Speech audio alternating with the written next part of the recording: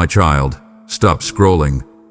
This is not just another video, and these are not just another 2 minutes.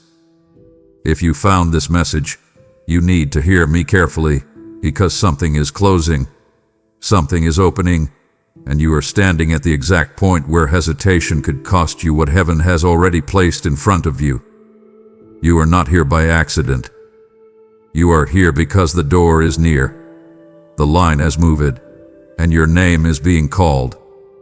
So stay with me until the very end.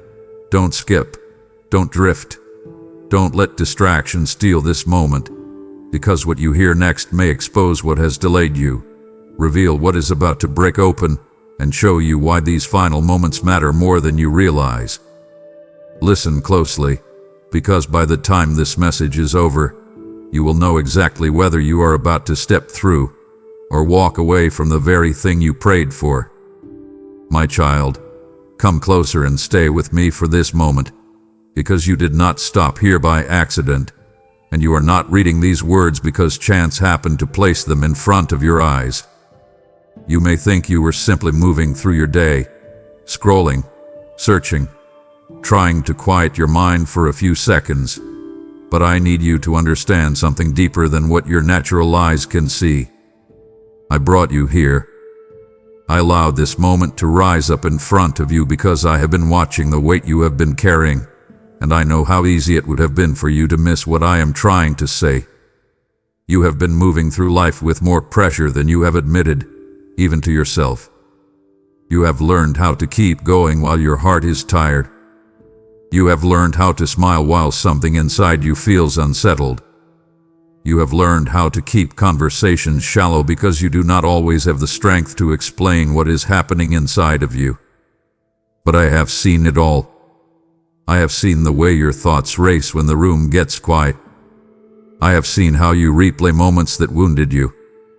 I have seen how you wonder whether you are still on the right path, whether the things you prayed for are still possible, whether the silence around you means I have stepped back.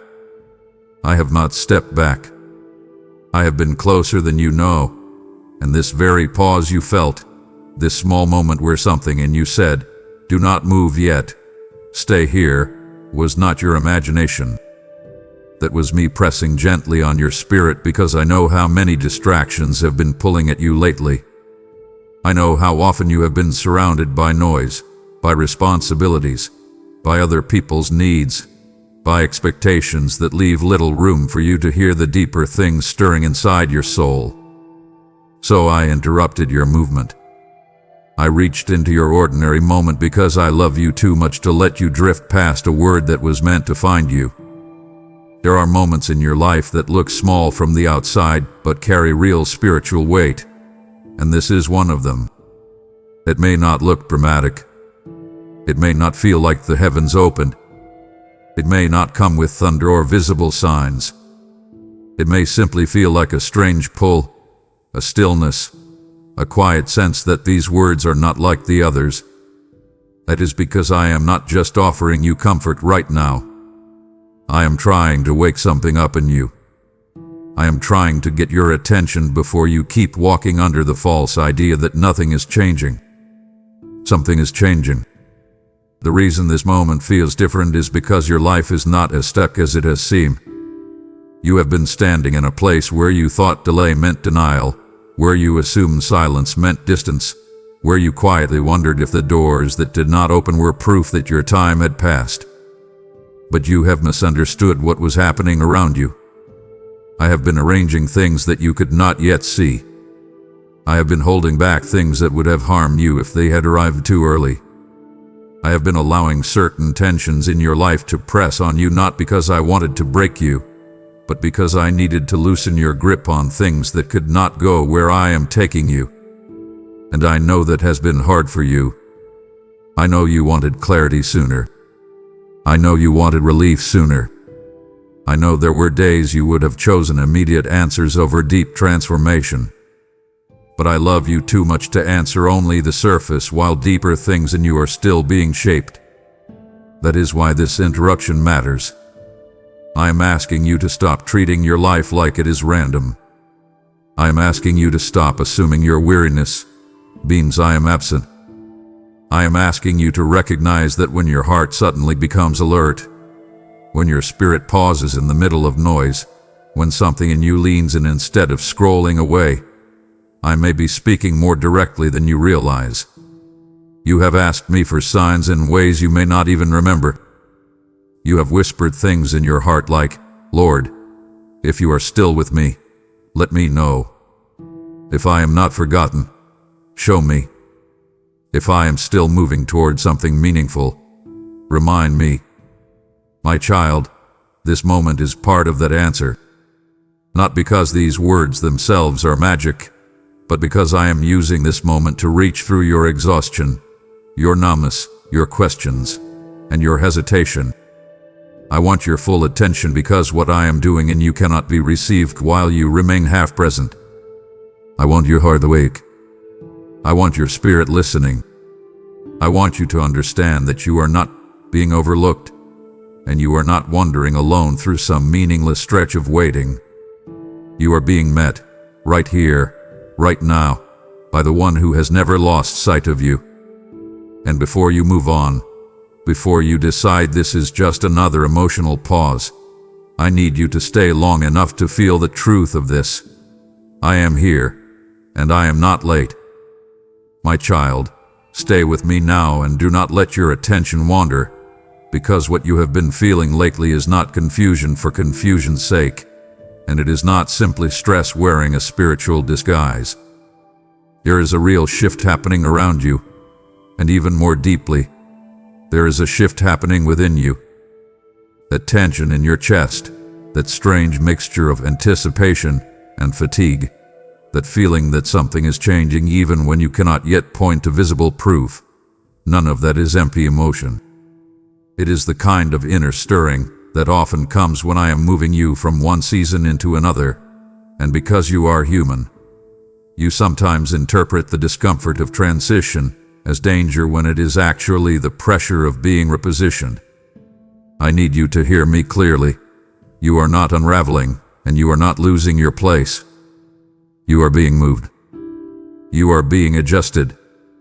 You are being brought to the edge of something that will not feel familiar at first, and that is why your spirit has felt unsettled. Come closer to this truth and let it settle in you. Stop for a moment.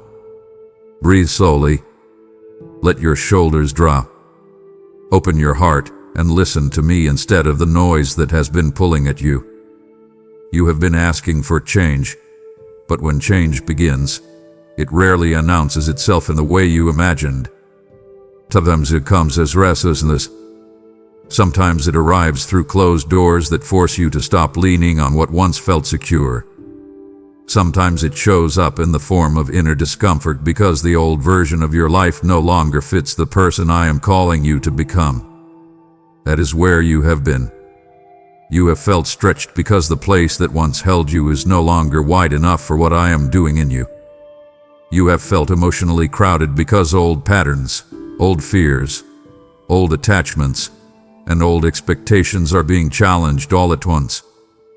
And because you care deeply, because you carry things deeply, because you do not just move on the way others sometimes seem to, this transition has felt especially intense. But I want you to stop calling it chaos when much of it is actually preparation. I want you to stop labeling every uncomfortable moment as a setback. Some of what you have been grieving is not your future slipping away. Some of it is the old season losing its hold on you. That is why the urgency feels real. Is real. You are standing in a moment where what used to work will not work the same way anymore. The coping habits that helped you survive are being exposed because they cannot carry you into what is next. The relationships that kept you emotionally distracted are becoming less satisfying because I am drawing your attention back to your inner life. The places where you found temporary comfort but no lasting peace are beginning to feel hollow because I love you too much to let you settle for substitutes. This is not punishment. This is not rejection. This is refinement with tenderness. It may feel sharp in moments, but it is holy. And I know you have been wondering why everything feels so close to the surface. Why small things affect you more deeply than usual. Why certain memories have returned. Why familiar fears have suddenly become louder. Why even good opportunities sometimes still make you anxious instead of excited. My child, it is because the threshold between where you have been and where you are going is narrow, and narrow spaces reveal what you are still carrying. I am not showing you these things to shame you. I am showing them to you because I intend to heal what has been hidden and strengthen what has been fragile. I want you free when you step forward. I want your yes to come from trust, not from panic. I want your movement to be rooted in peace, not driven by desperation. So listen to me carefully now. Do not run from the discomfort too quickly. Do not numb it. Do not bury it under busyness. Sit with me in it. Bring it to me honestly. Tell me what you are afraid of. Tell me what you are still mourning. Tell me what part of you wants to cling to what is ending because at least it is familiar. Be real with me. Invite me into the unguarded places. Let me father you there. Because the urgency you feel is not there to scare you. It is there to wake you. It is there to tell you that your season is changing, and if you will stop resisting every unfamiliar feeling, you will begin to recognize my hand in the transition. I am not rushing you cruelly. I am calling you intentionally. I am not trying to overwhelm you. I am trying to prepare you. And you need to know this before you move any further. What feels like pressure right now is not the sign that you are being crushed. It is the sign that something is being born in you that the old season could no longer contain. My child, I want you to stay very close to me in this next part, because I am about to touch something tender, and I know there are places in you that still flinch when certain memories rise. There are moments you have lived through that you still do not fully understand. There are nights, conversations, betrayals, disappointments, losses, and internal battles that felt so sharp, so disorienting, so heavy, that you truly wondered whether you were going to come through them as the same person.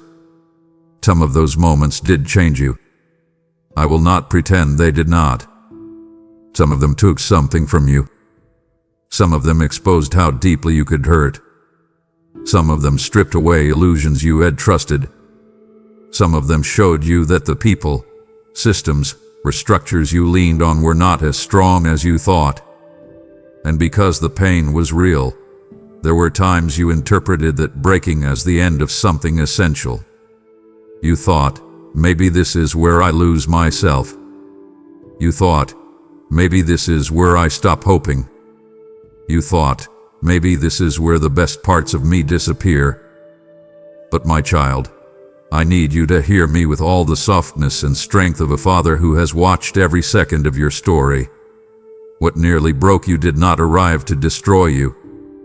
It became the narrow road that brought you to this threshold. I know that is not an easy truth to accept when the pain still has a pulse in your memory. I know you may still carry anger about how some of it happened.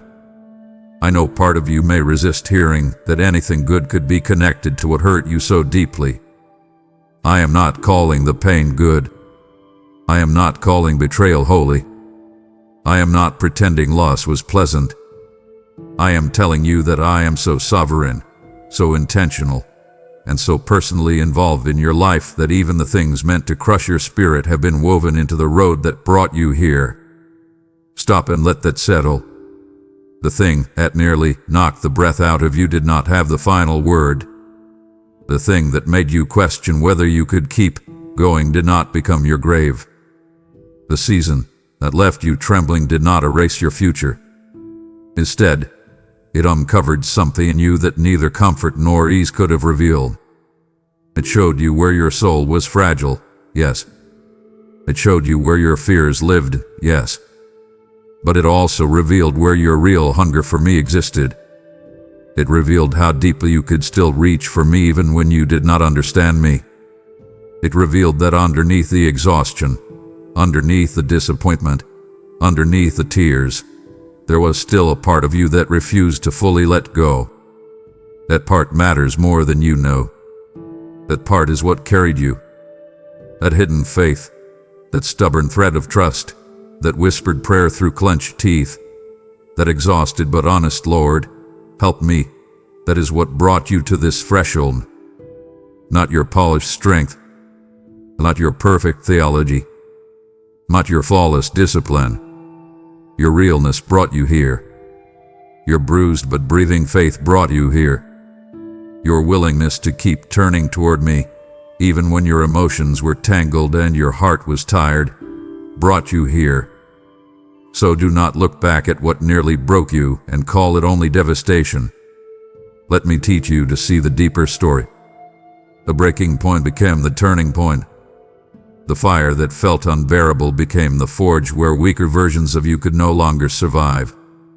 The pressure that made you think you were losing everything was also the pressure that broke false dependencies, exposed hidden idols, and forced your roots to grow deeper than comfort ever would have demanded. I want you to stop despising the place where you almost collapsed. That place taught you things you could not have learned in safety. That place stripped away the illusion that you could carry yourself forever. That place showed you what you reached for when everything else shook. And I know you did not choose that road. I know you would not have volunteered for it. But now that you are here, now that you are standing at a threshold you once could not even imagine reaching, I need you to recognize the truth.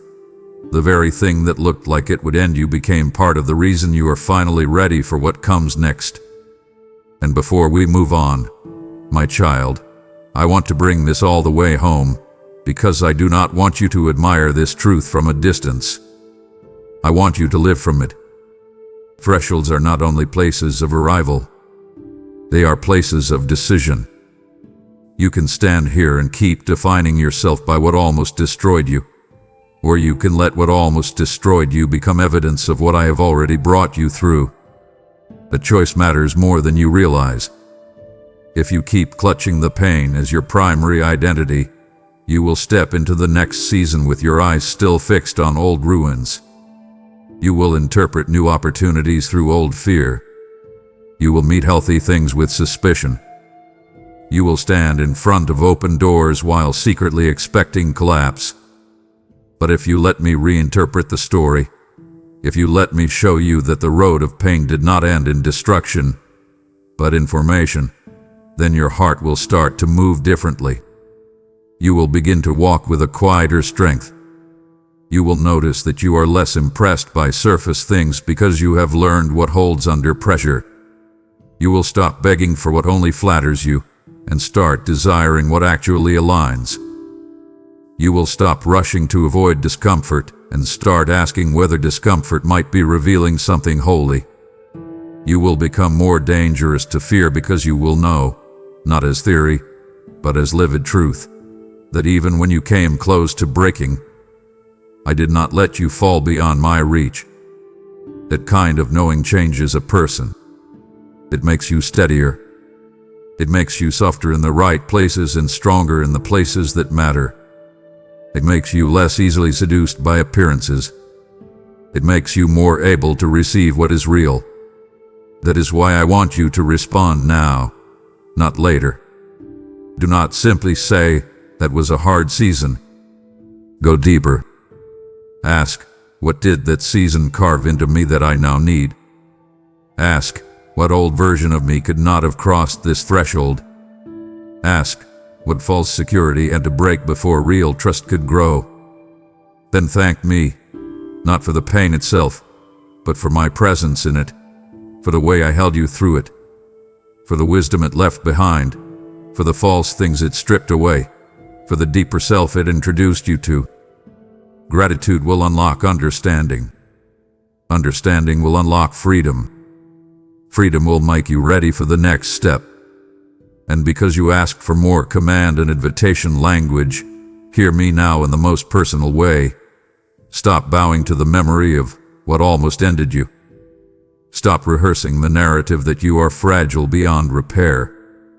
Stop calling yourself ruined because you have scars. Stand up in your spirit. Come forward. Put your hand in mine again. Bring me the chapters you still avoid. Let me touch the places that still ache when you remember. Let me show you the gold in the ashes, the strength in the shaking, the threshold hidden inside the breaking. Then walk with me. Not backward, not half-heartedly. Walk with me through the doorway that pain helped carve but never got permission to close. You are here now, my child. You made it to the threshold. What nearly broke you brought you here, and what I do next in your life will make it impossible to call that journey meaningless. My child, you have seen how what nearly broke you became the very path that brought you here. Now hear me. What I have done in you, I desire to do through you for others standing at their breaking point. There are souls waiting in the dark places you once survived, and I am sending this message like light into their night. When you give, you are not losing. You are sowing seed into a harvest of healed hearts, restored hope, and lives pulled back from the edge. Even now I say to you, as you pour out, I will pour in. As you scatter seed, I will multiply the field. This is your moment to partner with me, to turn your testimony into provision for someone else's breakthrough. If your spirit has whispered, I want to help, know that it is I stirring you. Do not ignore that nudge. Support this work through super thanks, membership, or the PayPal link in the description, and watch how I breathe increase back into your life. Act now, and let what brought you through become the river that carries others forward. My child, stay here with me and do not rush past this, because you have spent more time near the edge of your breakthrough than you realized. And one of the greatest burdens you have carried in this season has been the false belief that because you could not feel movement, nothing was moving. That belief has weighed on you. It has sat quietly behind your thoughts. It has shaped how you interpreted the silence, how you measured your progress, and how you responded when life looked unchanged on the surface. I want you to let me speak into that now. Your emotions have been honest, but they have not always been accurate. They have been real, yes. They have reflected your fatigue, your disappointment, your fear, your longing, and the strain of waiting in places where you wanted clarity. I do not dismiss that. I do not mock it. I do not ask you to pretend you felt stronger than you did. But I also will not let you build your understanding of your season on emotion alone. You have been closer than your feelings allowed you to believe, closer than your tired mind could interpret, closer than your restless heart was willing to trust on some days. That is what I need you to hear. You were not wandering in empty circles. You were not standing in some abandoned place where nothing meaningful could happen. You were being moved in hidden ways while your emotions kept asking for visible evidence. And because you are human, because you have lived through enough disappointment to be cautious, because you have known what it feels like to hope and then ache, you kept looking for certainty in the places that were easiest to measure. You looked at what had not changed yet. You looked at the unanswered prayer. You looked at the continued tension. You looked at the same walls, the same routine, the same pressure, the same absence of clear results, and you quietly told yourself, if breakthrough were near, surely I would feel it. Surely I would see more. Surely it would look different by now. But my child, breakthrough does not always arrive with a loud entrance. Sometimes it gathers in silence. Sometimes it forms in the background. Sometimes it is already unfolding while your emotions are still recovering from the last disappointment. Sometimes it comes so close that the enemy intensifies the noise precisely because he senses what you do not. That is why some of your hardest days happened right before moments of real change. That is why discouragement sometimes grew louder just when I was nearest to opening the next door. That is why you felt a strange war inside you, part of you tired, part of you restless, part of you hopeful, part of you tempted to quit. That inner conflict was not proof that you were far away. In many cases, it was proof that something was pressing against the old limits of your life. You were closer than you knew. I need you to stop measuring proximity to breakthrough only by comfort. Comfort is not always the sign. Sometimes discomfort is the sign. Sometimes the pressure increases because old structures are cracking. Sometimes confusion rises because your old way of interpreting life no longer fits the new thing I am trying to reveal. Sometimes you feel emotionally unstable because the places where you once found stability are being exposed as temporary. That does not mean I am absent. It may mean I am very near.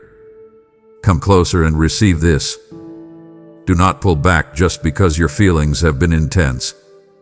Do not call yourself lost just because you have been weary. Do not assume you are off course because you cannot yet name what is changing. Sit with me in this truth. Your emotions have spoken loudly, but they have not always told the whole story. The whole story is that while you were doubting, I was moving. While you were grieving, I was arranging. While you were questioning, I was aligning. While you were tired enough to think nothing good could possibly be near, I was bringing you closer to the very threshold you feared you might never reach. So listen to me now, and let this shift the way you see your own life. Stop calling your season stuck every time your emotions feel heavy. Stop assuming nothing is happening every time you cannot feel spiritual fireworks. Look deeper. Ask me to show you where I have already been moving. Ask me to show you the signs you dismissed because they were subtle. Ask me to reveal how close you truly are, not by the volume of your feelings, but by the faithfulness of my hand. Now let me take you to the deepest layer of this, because I do not want this truth to become merely encouraging. I want it to become transformative. Being closer to breakthrough than your emotions allowed you to see means you must now make a decision about how you will walk from here. You can keep letting your emotional state narrate your spiritual reality, or you can begin to let truth lead and let emotions follow in time. I am not asking you to become numb. I am not asking you to suppress your feelings. I am asking you to stop crowning them as the final authority over what I am doing. There is a difference. Feel what you feel, yes, but bring it to me. Lay it down. Let me interpret it. Let me sever fatigue from faith. Let me sever fear from foresight. Let me sever disappointment from destiny. Because if you do not learn this now, you will sabotage some of what I place in front of you simply because it arrives in a moment when you still feel tired. You will misread an open door because your emotions are still recovering from a closed one. You will hesitate at the threshold because you are waiting for your inner world to feel fully settled before you trust what I am showing you. But readiness does not always feel emotionally clean. Sometimes you step forward while your heart is still trembling. Sometimes you say yes while you are still healing. Sometimes you move with me while your mind is still catching up to what your spirit already knows. That is not hypocrisy. That is faith. That is maturity. That is how breakthrough becomes embodied instead of endlessly delayed by emotional perfectionism. So do this now, my child.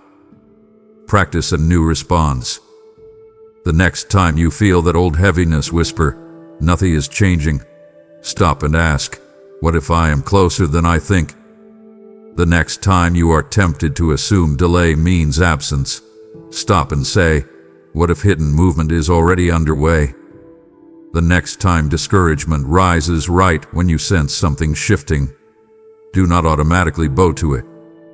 Stand still. Breathe. Invite me in. Ask, "Lord, is this pressure a sign that I am near?" And listen.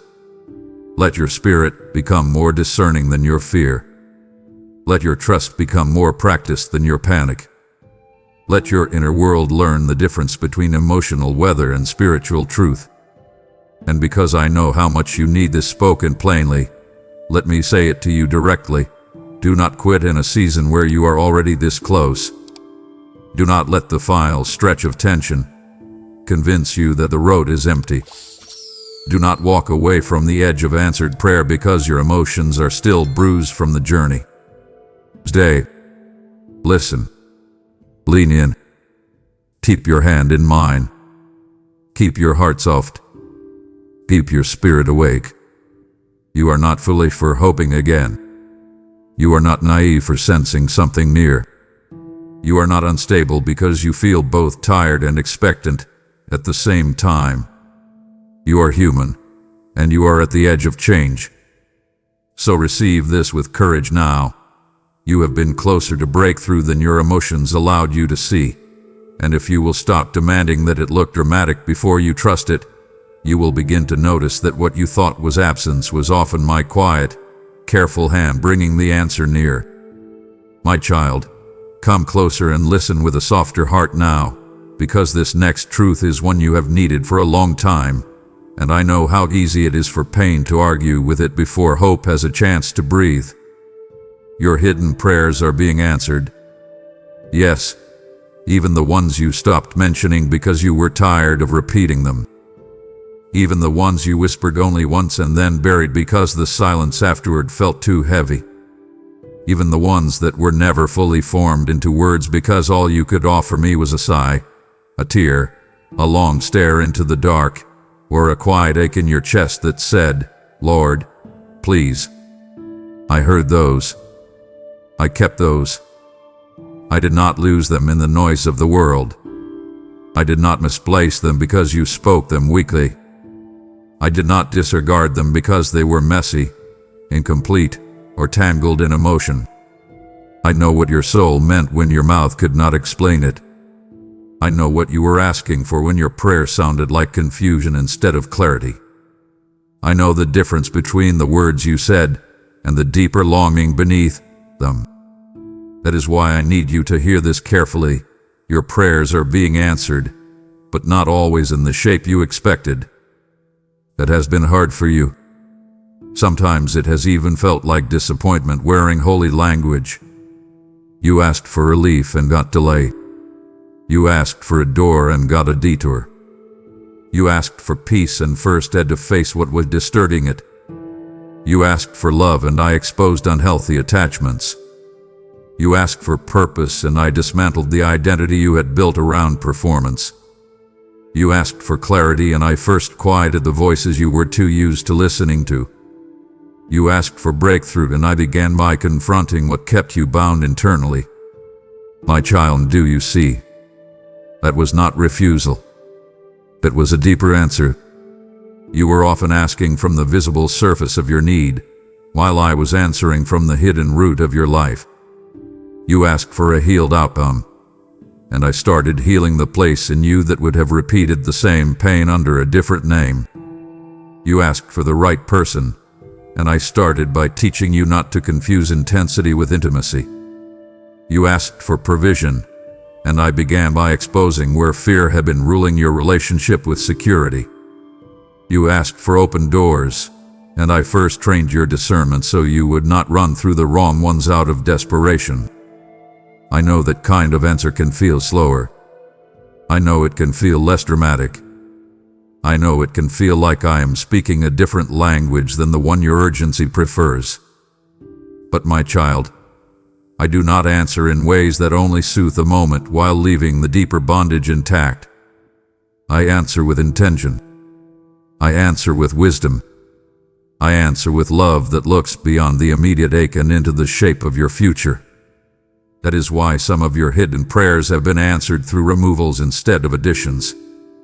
That is why some of them have been answered through exposure instead of instant rescue.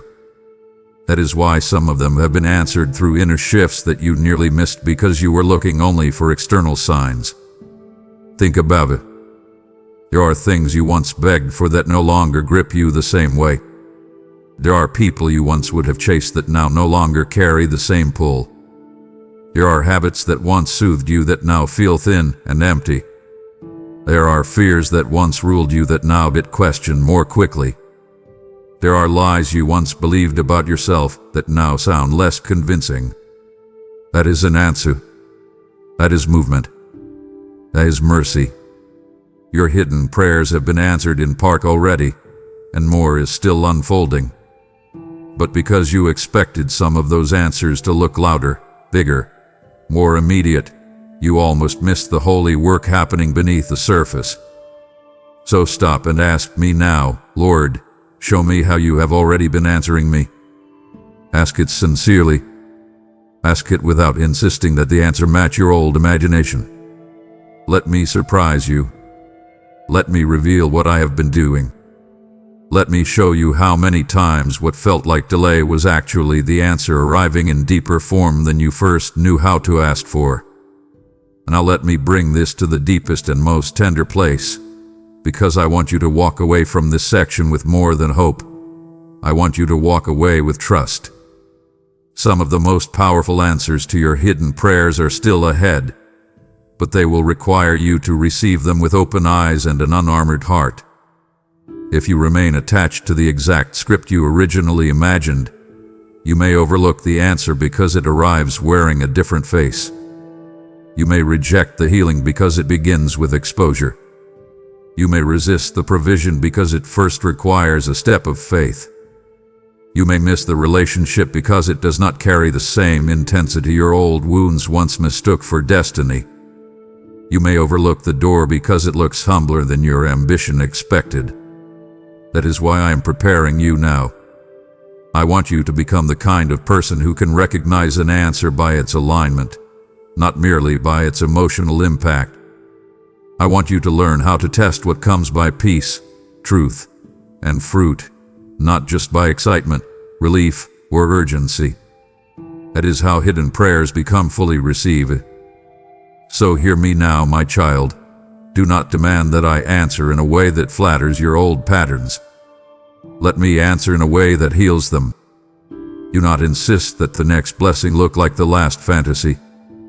Let me bring what is real. Let me bring what is rooted. Let me bring what is right. And if it feels different, stay with me long enough to discern it. Do not run. Do not rush. Do not dismiss. Sit with what I bring. Ask what it is producing in you. Ask whether it deepens peace or stirs compulsion. Ask whether it aligns with what I have been teaching you in secret. Ask whether it feeds your soul or only stimulates your urgency. That is how you will know. And I want to say one more thing that your heart desperately needs to hear. Your hidden prayers have not embarrassed me. Your longing has not burdened me. Your repeated tears have not exhausted my patience. You do not have to apologize for wanting what you need. You do not have to shrink your desires because the waiting has been long. You do not have to become emotionally numb to prove maturity. I would rather you bring me your full heart, messy, hopeful, uncertain, bruised, longing, than give me a polished distance that pretends not to care. Bring me the real thing. Let me hold it. Let me sift it. Let me answer it in truth. Then trust me when the answer comes through a path you did not predict. Because I am not late, my child. I am layered. I am not absent. I am active in deeper places than your eyes first look. I am not ignoring what you asked. I am answering what you meant. So come closer. Return to prayer with fresh trust. Reopen the places you shut down. Let hope rise without forcing it. Let expectancy breathe without controlling it. Then watch with new eyes. Watch for subtle shifts. Watch for peace where there used to be panic. Watch for doors that align instead of dazzle. Watch for desires that become cleaner. Watch for clarity that arrives quietly. Watch for people, opportunities, and directions that feel less intoxicating but more true. That is how many of your hidden prayers are arriving. They are not absent. They are being answered in ways you did not expect. And if you stay close to me, you will not miss what heaven has already begun to place in your hands. My child, come closer and stay very still with me here, because this part is not only comforting, it is confronting, and I say that with deep love. You have reached a place where what I am preparing for you cannot be carried alongside everything you have been holding. Some things have stayed in your hands too long. Some things have stayed in your heart too long. Some things have stayed in your thoughts because they became familiar, even when they were heavy. And now I'm asking you plainly, release what no longer belongs in your next season. Do not delay this. Do not soften it into a vague idea and then keep negotiating with the very things that have been slowing you down. Hear me clearly. What I am bringing into your life needs room. What I am shaping in you needs oxygen. What I am calling you into cannot breathe inside a heart crowded with old grief, old fear, old attachments, old versions of yourself, and old agreements with pain. You have carried things that were understandable for a while. I know why you held them. I know why you clung to certain memories, certain hopes, certain patterns, certain people, certain imagined futures. I know that some of what you are still holding once helped you survive. I know some of it once felt like safety. I know some of it became part of how you explained your own story. But survival tools are not always kingdom tools. What once helped you endure could later become what keeps you delayed. That is why I am speaking with more weight now. I am not asking you to release what matters. I am asking you to release what lingers without life. There is a difference. Some things are no longer nourishing you. They are only familiar. Some thoughts are no longer protecting you. They are only rehearsing old fear. Some relationships are no longer supporting your becoming. They are only reinforcing old identity. Some dreams are no longer aligned with what I am doing. They are only echoes of who you were before I started reshaping your heart. And because you are deeply feeling, because you do not let go casually, because you can assign meaning to things long after their season has passed, you have sometimes held on longer than wisdom required. My child, I say this gently, but firmly. Stop carrying what I have already told you is over. Stop revisiting what I have already closed. Stop feeding what I have already started starving out of your life. You are not being cruel by releasing what no longer fits. You are being obedient. You are not being cold by letting go of what keeps you small. You are being honest. You are not betraying the past by loosening your grip. You are honoring the future I am leading you into. This is why the tension has increased. You have been trying to move forward while still emotionally tethered to things that belong behind you. No wonder it has felt exhausting. No wonder your spirit has felt stretched.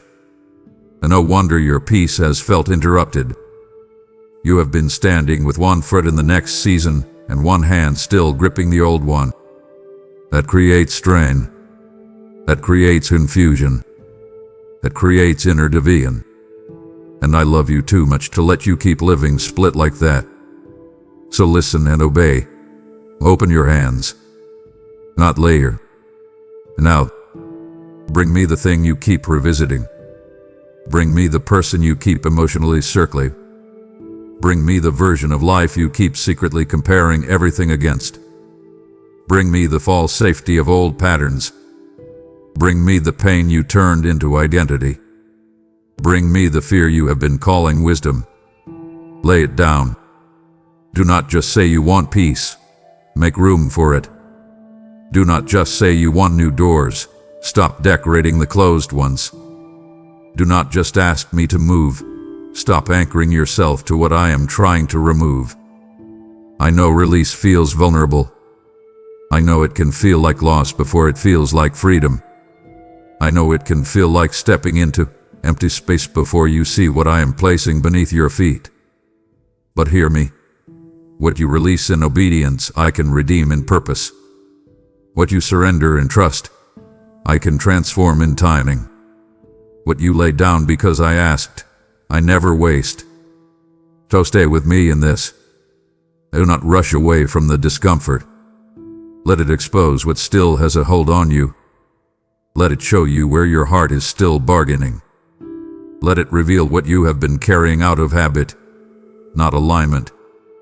Then give it to me. Give it fully. Give it honestly.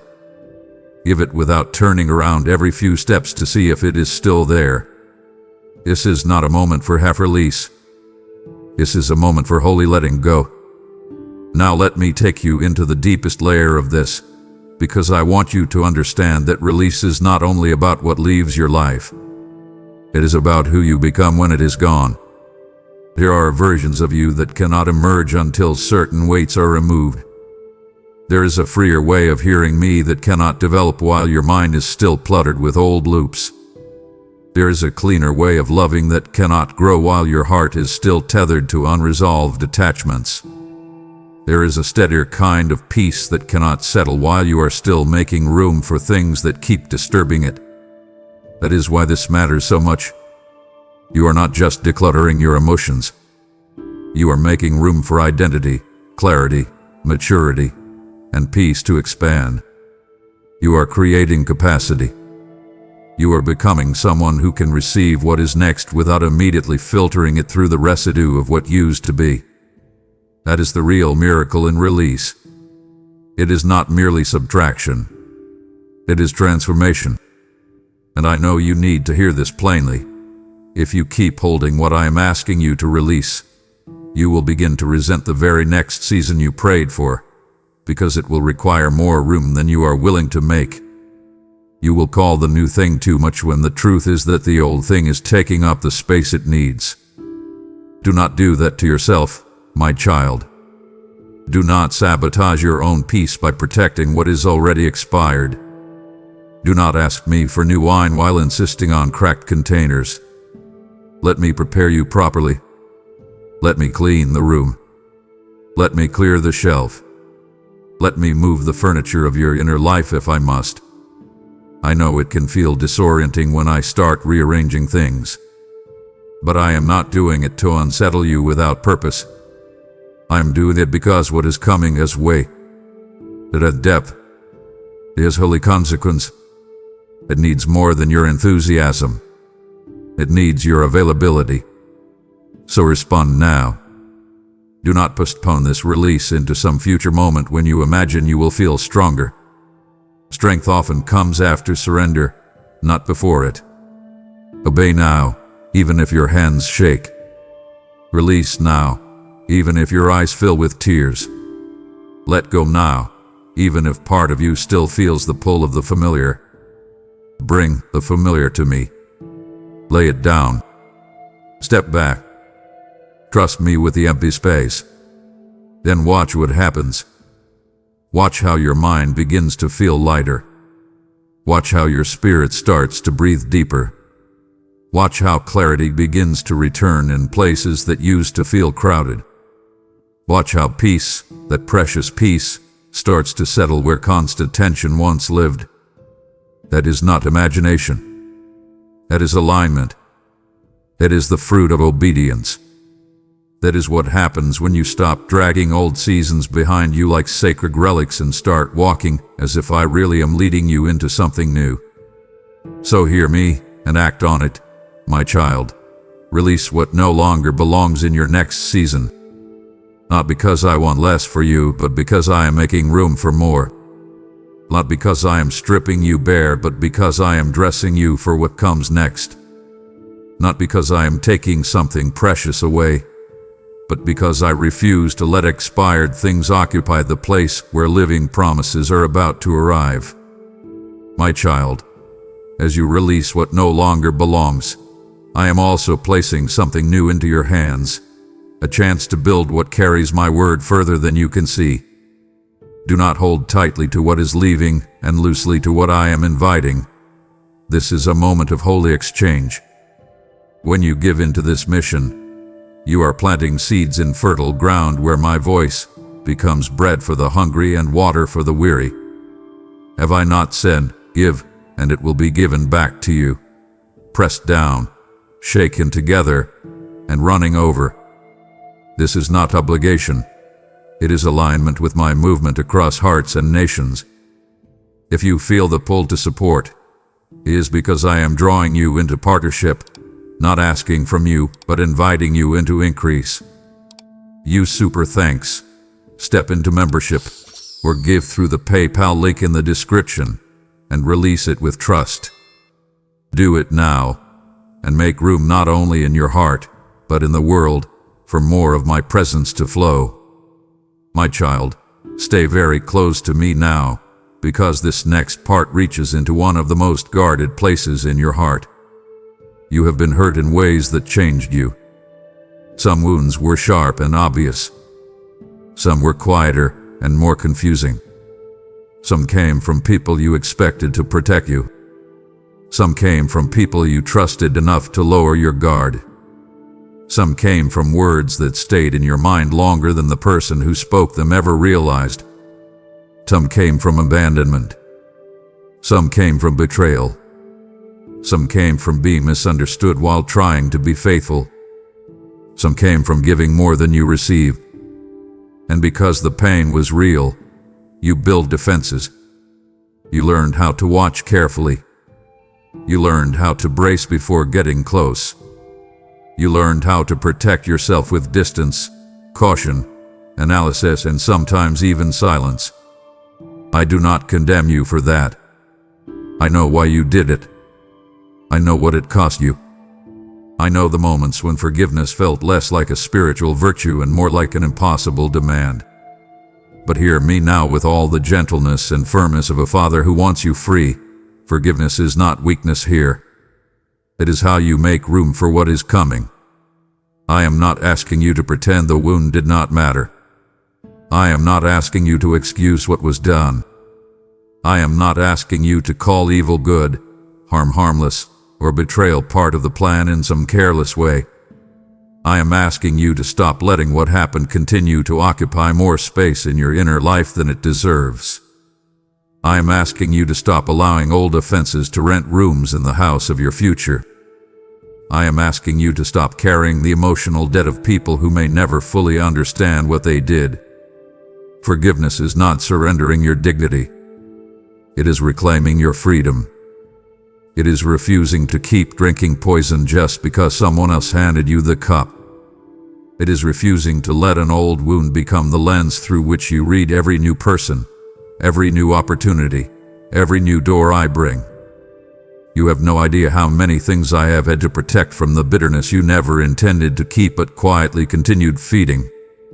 I say that with tenderness, not accusation. Bitterness is sneaky. It often begins as pain that was never fully brought to me. It hardens slowly. It justifies itself by reminding you what happened. It tells you it is wisdom, when really it is an old bruise being consulted as a prophet. It whispers, stay guarded, stay suspicious, stay ready for disappointment. And because you have been hurt, that can sound reasonable. But my child, what sounds reasonable is not always what is redemptive.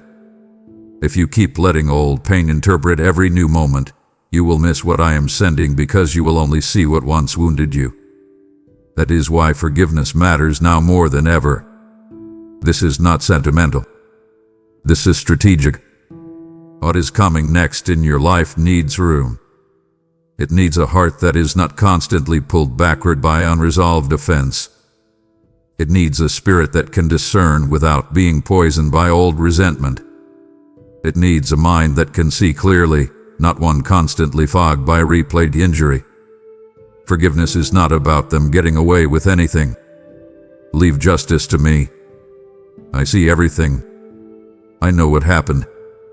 I know what they told, what they twisted, what they said, what they failed to say, what they should have protected, what they mishandled. Nothing escaped me. You do not have to become the courtroom, the judge, the prison, and the executioner in your own soul. Release that role. It is too heavy for you. Let me carry justice. Let me carry truth. Let me carry what you cannot resolve by rehearsing it. And you, my child, do the holy work of making room. Open the clenched places. Bring me the names. Bring me the memories. Bring me the conversations you still replay. Bring me the questions you never got answered. Bring me the apology you may never receive. Bring me the version of fairness you keep waiting for. Lay it down.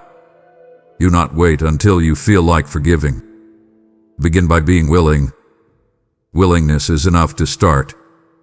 Say, Lord, I do not know how, but I am willing. That is where I can work. That is where healing starts. That is where the future begins to breathe again. Now let me bring this to the deepest and most life-giving place, because I do not want forgiveness to sound like a heavy duty. I want you to see the spaciousness hidden inside it. When you forgive, you do not become smaller. You become lighter. When you forgive, you do not lose power. You recover it. When you forgive, you do not erase the truth. You stop letting the wound dictate the atmosphere of your inner life. That is the miracle. You become available again. You become breathable again. Your spirit stops living in the cramped room of replayed pain and starts stretching into the wider place where peace can actually settle. And that matters now, because what is coming into your life next needs that space. It needs trust that is wiser, not colder. It needs love that is clear, not naive. It needs discernment that is rooted in truth, not sharpened by cynicism. It needs openness that has boundaries, not walls. That is the heart I am forming in you. That is why forgiveness is not optional here. It is preparation. It is purification. It is how the soil gets turned so new seeds can take root. And I know you may still be thinking of one person right now. One memory. One betrayal. One deep wound that still feels like it sits in the center of your chest. Good. Bring that one to me. Not the easier one. Not the small offense. Bring the one that still makes your stomach tight. Bring the one that still makes you rehearse speeches in your mind. Bring the one that still tempts you to say, I can forgive many things, but not this. That is the place where your freedom is waiting. I am not rushing you cruelly. I am inviting you bravely. Come with me there. Let me into that room. Let me show you how to release without lying, how to bless without reconnecting unwisely, how to forgive without abandoning truth, how to close the chapter without pretending the pages never existed. I can do that in you. I will do that in you if you let me. So act now. Do not postpone this because it feels emotionally expensive. Some things remain expensive until you finally pay them to be free. And the freedom on the other side is worth more than the pain you have been carrying. That is why I am speaking with urgency. I do not want you stepping into your next season dragging old offenses behind you like chains disguised as memories. I want you to walk in lightness. I want you to hear my voice without the static of resentment. I want you to recognize healthy love without suspicion swallowing it. I want you to enter open doors without old betrayal sitting in the passenger seat. It is possible, my child. It really is. But you must cooperate with grace. You must release the debt. You must hand me the case file. You must stop revisiting the courtroom in your mind and let me become the righteous judge I already am. Then step out. Breathe. Open your chest. Let your heart expand again. Forgiveness is not weakness here. It is how you make room for what is coming. So make room. Make it now. And trust me with what enters next. My child, stay close and listen carefully, because this is where many people lose what they prayed for before they even know how to hold it. The door will open. Yes, it will. I need you to receive that with calm confidence. The door will open in the right time, in the right way, with the right weight on it.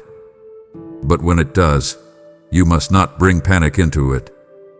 This matters more than you realize. You have spent enough time in waiting that part of you has become conditioned to urgency.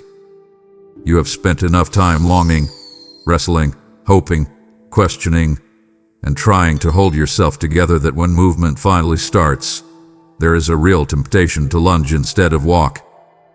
There is a temptation to grab, rush, overthink, overperform, overshare, overcommit, or emotionally flood the very thing I am bringing because you are so relieved something is finally happening. That is what I am warning you about. Not because I want you afraid of the blessing, but because I want you able to receive it in peace. Panic is not the right companion for the next door. Panic will make you misread the moment. Panic will make you move too fast.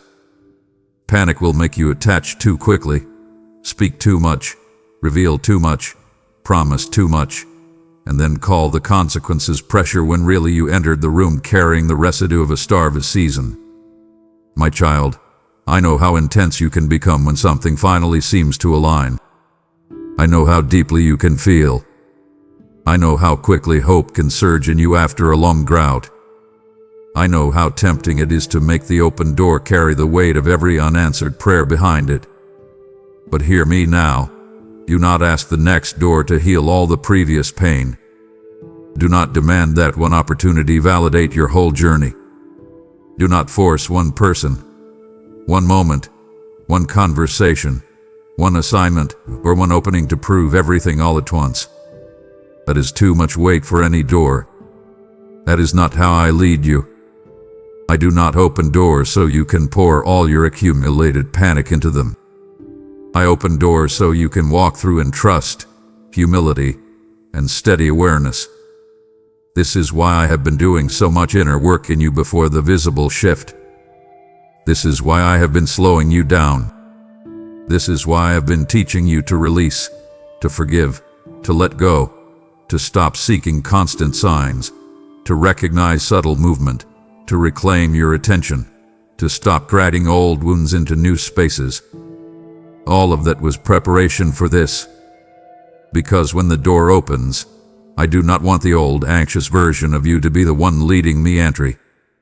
I want the steadier version of you, the one who has learned how to breathe, how to listen, how to pause, how to test, how to discern, how to stay present, how to resist the urge to turn every good thing into an emergency.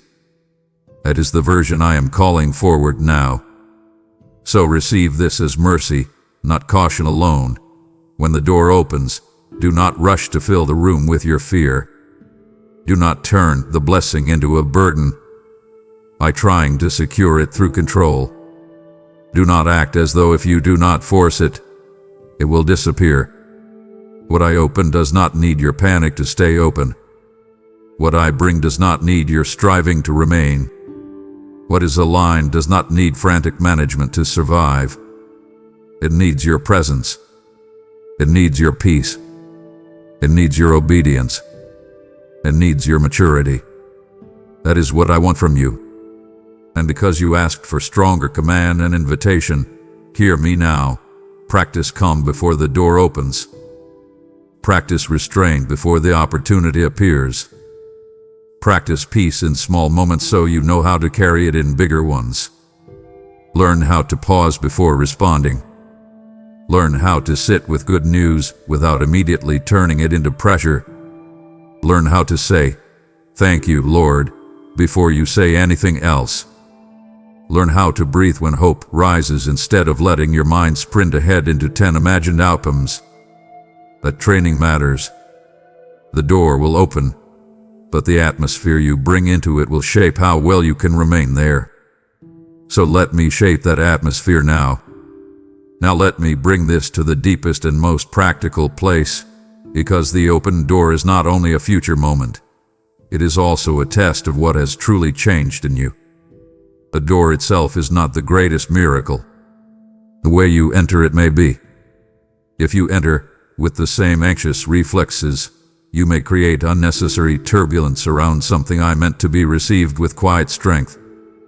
But if you enter with peace, with boundaries, with discernment, with measured steps, with humility, with patience, with a listening spirit, then the door becomes a place of fruit instead of frantic maintenance. That is what I want for you. I want you to walk into the next thing without needing to force immediate conclusions. I want you to be able to let relationships unfold instead of rushing to define them. I want you to let opportunities reveal themselves instead of instantly loading them with every dream you have ever carried. I want you to let assignments grow at the pace of grace instead of the pace of fear. I want you to trust that what is truly for me can withstand healthy pacing, wise questions, quiet observation, and patient obedience. It does not need to be suffocated by urgency to survive. That is why I am telling you now, when the door opens, enter, but enter gently. Step in, but do not sprint. Receive, but do not grasp. Listen, but do not assume too quickly. Be grateful, but do not become intoxicated by possibility. Stay grounded. Stay prayerful. Stay present. Stay teachable. Stay aware of your body, your mind, your pace, your speech, your need to impress, your urge to secure.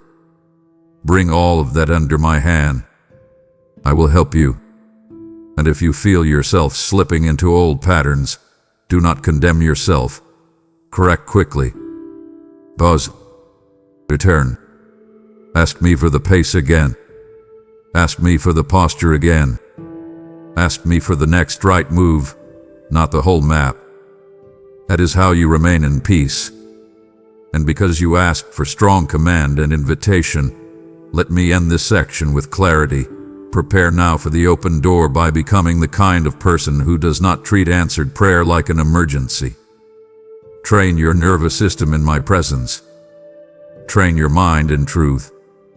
Train your tongue in restraint. Train your heart in trust. Sit with me before you arrive so you know how to stay with me when you do. Then when the door opens, and it will, you will not enter carrying panic like luggage. You will enter carrying peace. You will enter with open hands. You will enter with a clean spirit.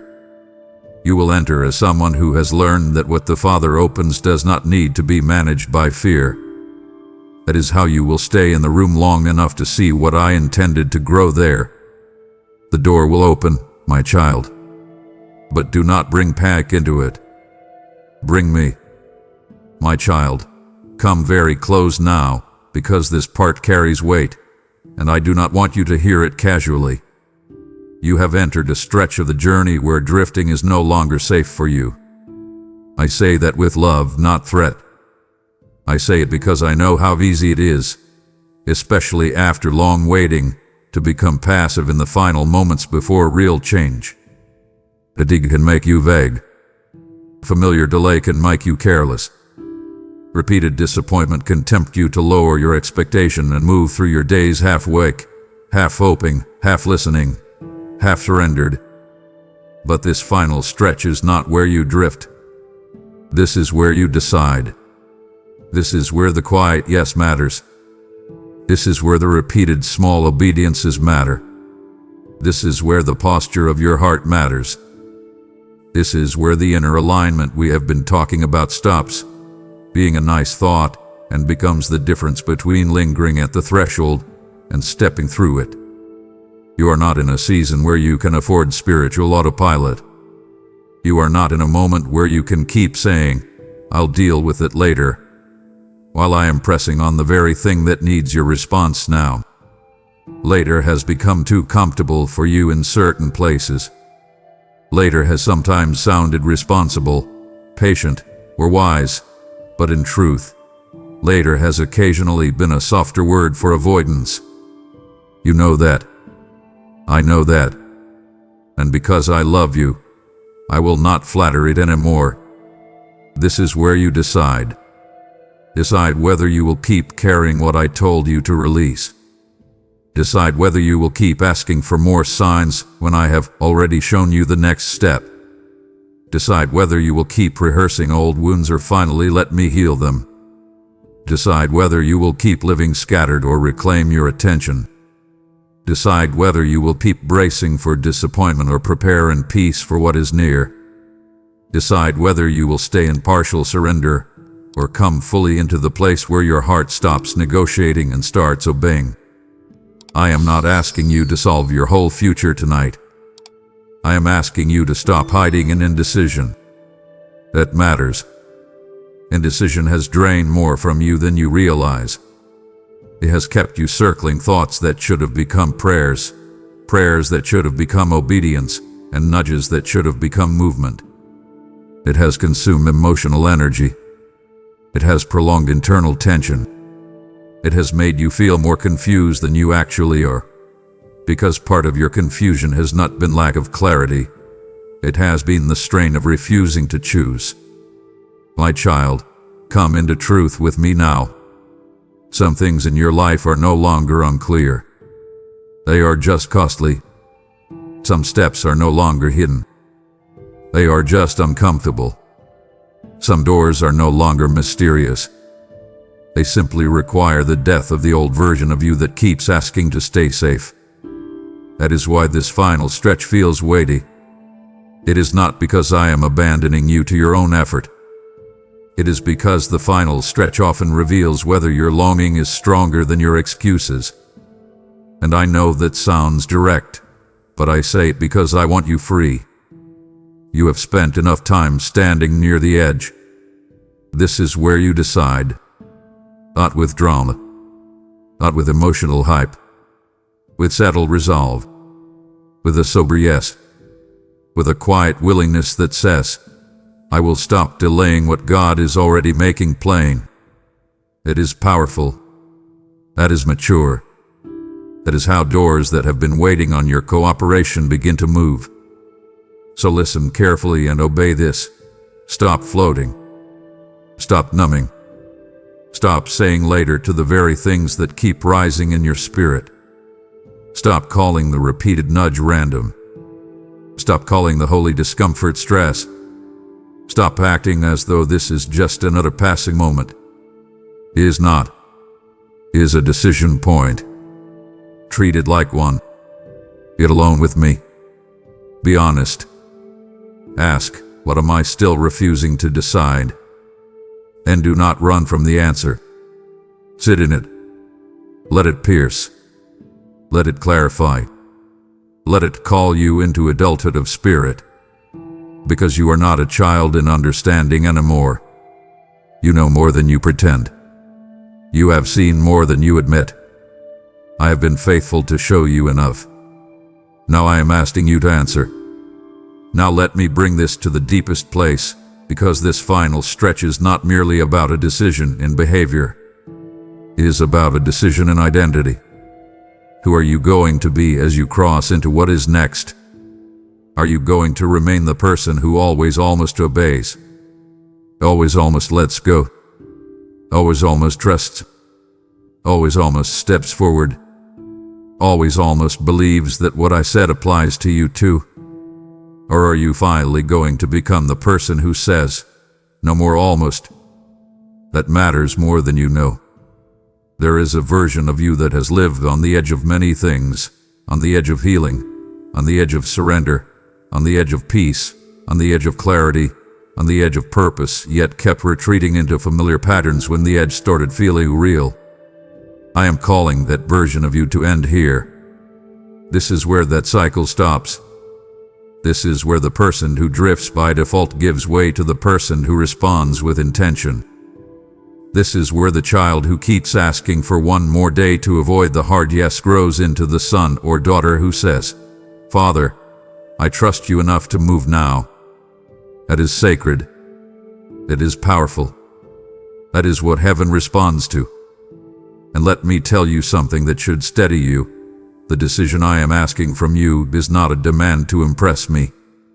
It is an invitation to align with what I have already been preparing. I am not asking you to create the future by your own strength. I am asking you to cooperate with the future I have already been building. That changes everything. You are not forcing destiny. You are stepping into agreement with it. You are not manufacturing breakthrough. You are saying yes to what has already been moving toward you. That is why your decision matters so much right now. It is the hinge. It is the point where waiting becomes walking, where insight becomes action, where longing becomes alignment. To act. Do not just admire these words. Do not just feel them. Answer them. Yet still after this. Not tomorrow. Today. Ask me, what is the decision I keep avoiding? And listen. Once you know, do not spiral. Do not argue. Do not go recruit 10 opinions to dilute what I already made plain. Do not look for a softer version of the same instruction. Take the next step. One step. Then another. Let obedience become motion. Let volume become momentum. Let momentum become peace. And because you asked for strong command and invitation, let me end this the way your spirit needs to hear it. Choose now. Not in panic, but in conviction. Not in self-reliance, but in surrender. Not because I am trying to trap you, but because I am trying to free you. Step out of drift. Step out of delay. Step out of the fog of endless maybe later. Step into the clear air of decision. Step into the dignity of a soul that no longer hides from what it knows. Step into the next faithful yes. This final stretch is not where you drift, my child. This is where you decide. And when you do, you will discover that what felt like pressure was actually the hand of your Father guiding you to the very threshold where waiting finally ends. My child, this is where you decide, and your decision is not only about your life, but about the lives your obedience will touch. You have lingered at the edge long enough. Now let your yes become movement, even in how you support what I am building. When you give, you step out of drift and into purpose, becoming a vessel through which my word travels farther than your voice alone could carry it. I declare over you, those who sow in faith will reap in abundance, and those who honor me will not lack. This is not a small moment. It is a hinge where your action unlocks impact beyond what you see. If something in you is saying, now, recognize my voice and respond without delay. Support through super thanks, membership, or the PayPal link in the description, and let your decision echo into eternity. Choose now, act now, and step fully into alignment with me. My child, come closer and let your heart settle, because I need to speak to one of the deepest aches you have carried without always naming it. There have been moments when you truly believed you were being overlooked. You saw others move ahead. You watched doors open for people around you.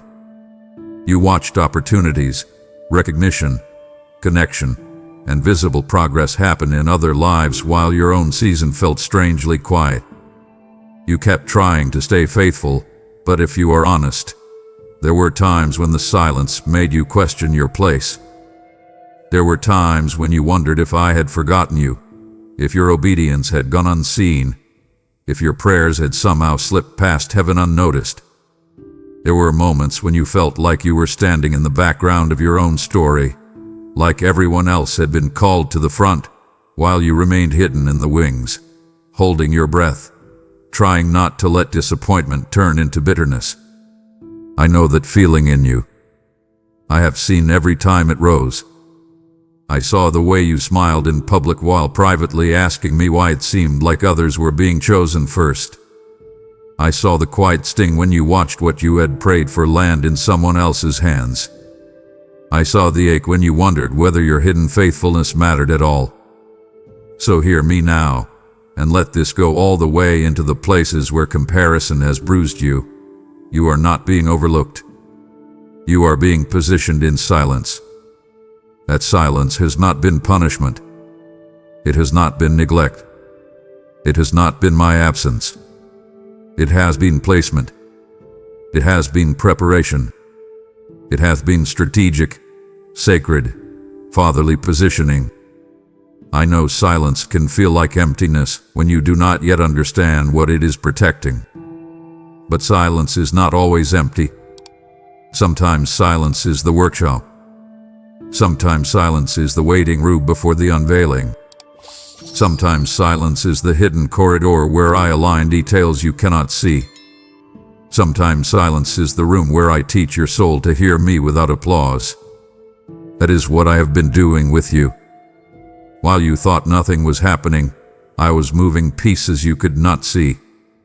While you thought the quiet meant delay, I was strengthening foundations beneath you. While you thought you were standing still, I was adjusting your timing, your motives, your emotional capacity, your discernment, your ability to carry what is coming without being broken by it. My child, you must stop interpreting hiddenness as rejection. You must stop assuming that visibility equals favor and silence equals neglect. Some of the loudest seasons are the least fruitful. Some of the most public doors are the least aligned. Some of the things you envied would have injured you if I had handed them to you too soon. I know you do not always see that in the moment, but it is still true. What you call being passed over has often been me saying, "Not yet," because I refuse to let you enter unprepared. What you call being unseen has often been me saying, "I see you so clearly that I will not rush you into something that will expose what is not yet ready." That is love, even if it does not always feel like love in real time. So I need you to change the way you read this season. Stop standing in the silence as though it is a courtroom where you are being judged unworthy. Stand in it as though it is a training ground. Stand in it as though it is a private chamber where your Father is dressing you for what comes next. Stand in it as though it is the hidden place where roots go deeper than branches can show. Because that is exactly what has been happening. I have been deepening you where no one could applaud. I have been steadying you where no one could validate. I have been refining you where no one could interfere. That hidden work matters. It matters more than you know. And because you asked for stronger commands and invitations, hear me now. Stop envying noise. Stop envying visibility. Stop envying speed. Stop measuring your worth by what others are displaying. Come out of comparison. Come out of the false urgency created by other people's timelines. Sit with me in your hidden place and ask, what are you building in me here? Ask, what is this silence protecting? Ask, what kind of strength is being formed where nobody sees? Those questions will heal you. Those questions will bring dignity back to your hidden season. Those questions will show you that what feels like being overlooked is often holy positioning. Let me teach you to see it that way now. Now let me bring this to the deepest and most healing place, because I do not want you only to understand the silence. I want you to trust it. The reason I have positioned you in silence is not merely to keep you hidden. It is to make sure when the moment comes, you enter it from strength, not starvation. If I brought you into visible fulfillment too early, you might still carry the emotional hunger of someone trying to be seen. You might still use the open door to prove your worth. You might still interpret recognition as identity. You might still become too dependent on applause. I love you too much for that. I am not merely bringing you into a moment. I am forming you into someone who can remain whole inside it. That is why the hidden work has been so important. That is why the silence hath been so sacred. That is why the waiting has carried so much internal weight. I have been freeing you from the need to be validated by what is visible. I have been teaching you how to live from my gaze, not from the crowd's.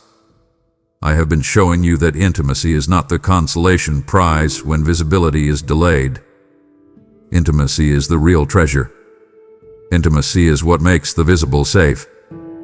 Intimacy is what keeps the blessing from becoming a trap. Intimacy is what lets you stand in the light without losing yourself in it. That is what I have been building in silence. So when the moment of movement comes, and it will, I want you to remember this.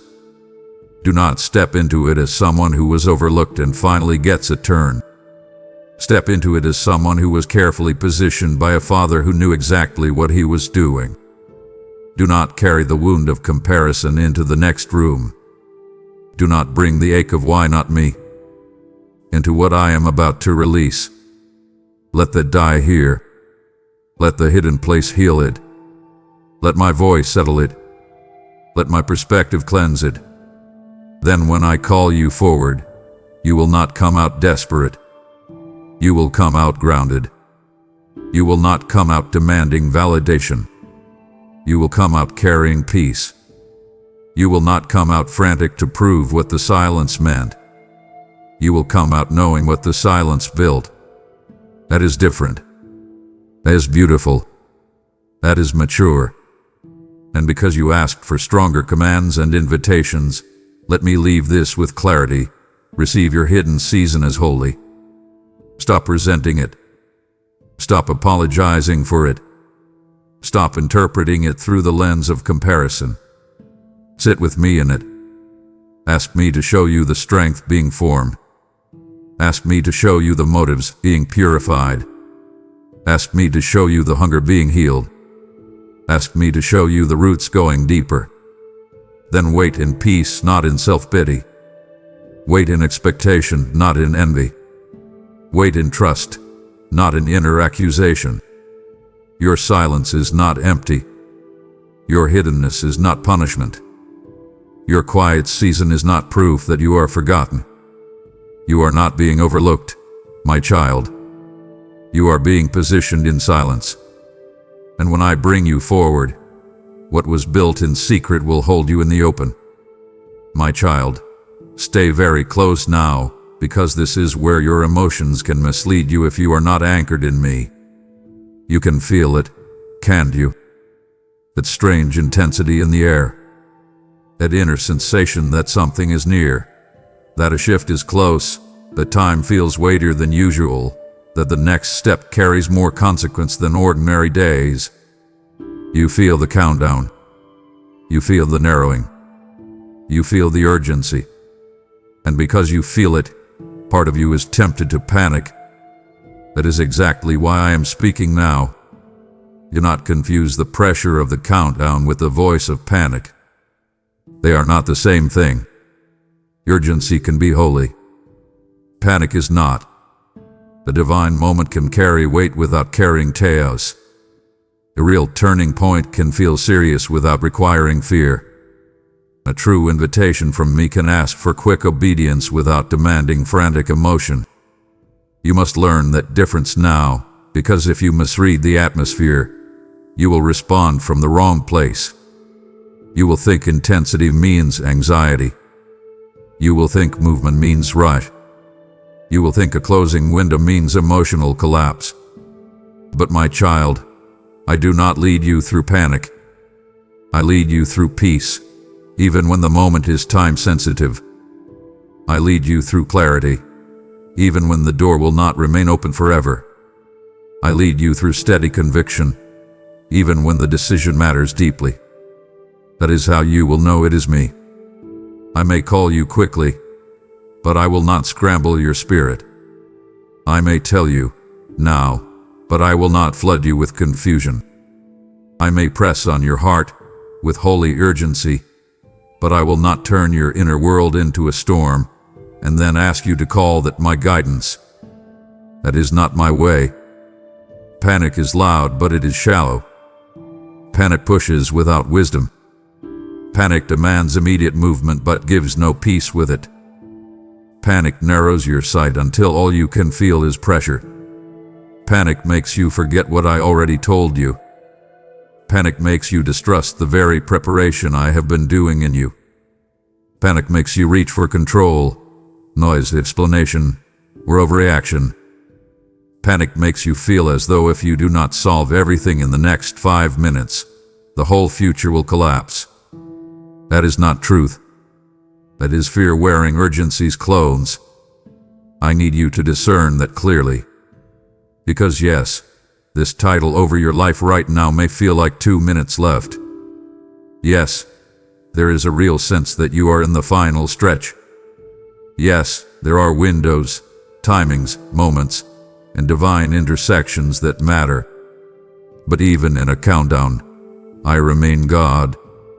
Even in a narrowing moment, I remain your Father. Even in a time-sensitive invitation, I remain calm.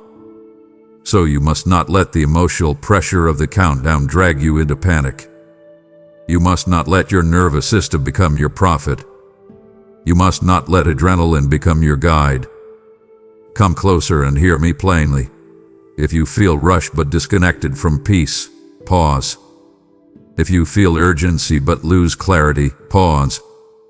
If you feel time-sensitive pressure but it starts producing chaos, pause. That pause is not disobedience. It is discernment. It is how you separate holy urgency from unholy panic. It is how you refuse to let fear impersonate my voice. And because you asked for stronger commands and invitations, hear me now. Stop obeying your adrenaline.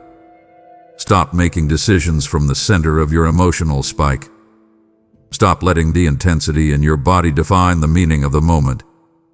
Come to me first. Breathe. Put your hand on your chest if you must. So your thoughts. Say, Father, if this is you, let your peace remain while I move. That prayer matters. That prayer cuts through confusion. That prayer reminds your spirit that urgency and panic are not twins. One can come from heaven.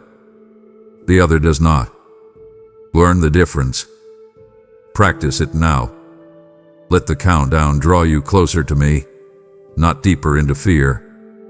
Now let me bring this to the deepest and most practical place, because I do not want you only comforted. I want you equipped. When the countdown feeling rises in the days ahead, I want you to have a holy protocol, not a rigid ritual, but a grounded response. First is stout. Not forever. Yes, long enough to become present. Panic wants instant reaction. Peace allows a holy pause. Second, breathe deliberately. Your body matters. Your nervous system matters. I made it. Do not ignore it. Breathe as though you are receiving my presence, because you are. Third, name what you are feeling honestly. Say, I feel urgency. Say, I feel fear. Say, I feel pressure. Do not blur them together. Name them separately. Clarity weakens confusion.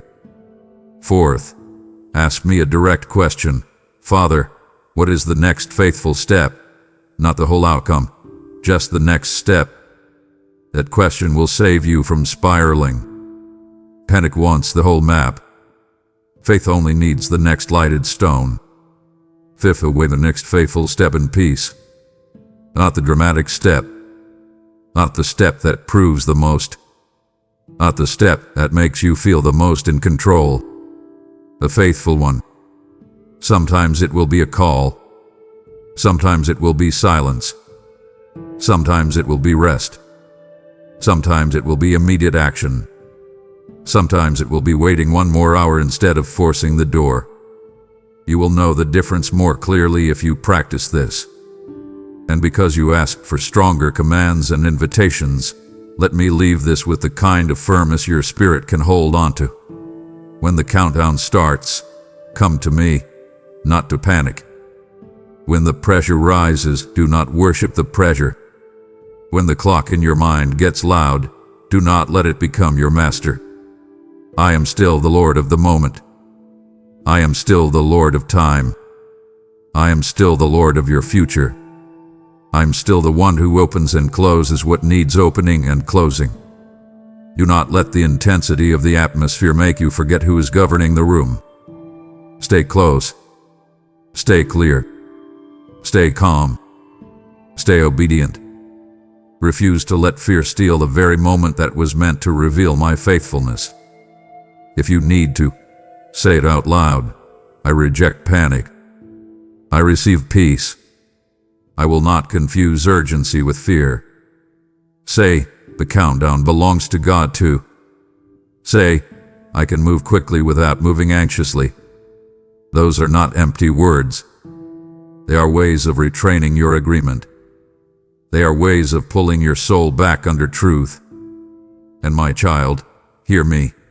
If you learn this now, the final stretch will not break you. It will reveal you. It will reveal the steadier version of you I have been building. It will reveal that you can feel the pressure of a holy moment and still remain anchored in me. That is strength. That is maturity. That is the kind of person who can step through a time-sensitive door without dragging chaos into it.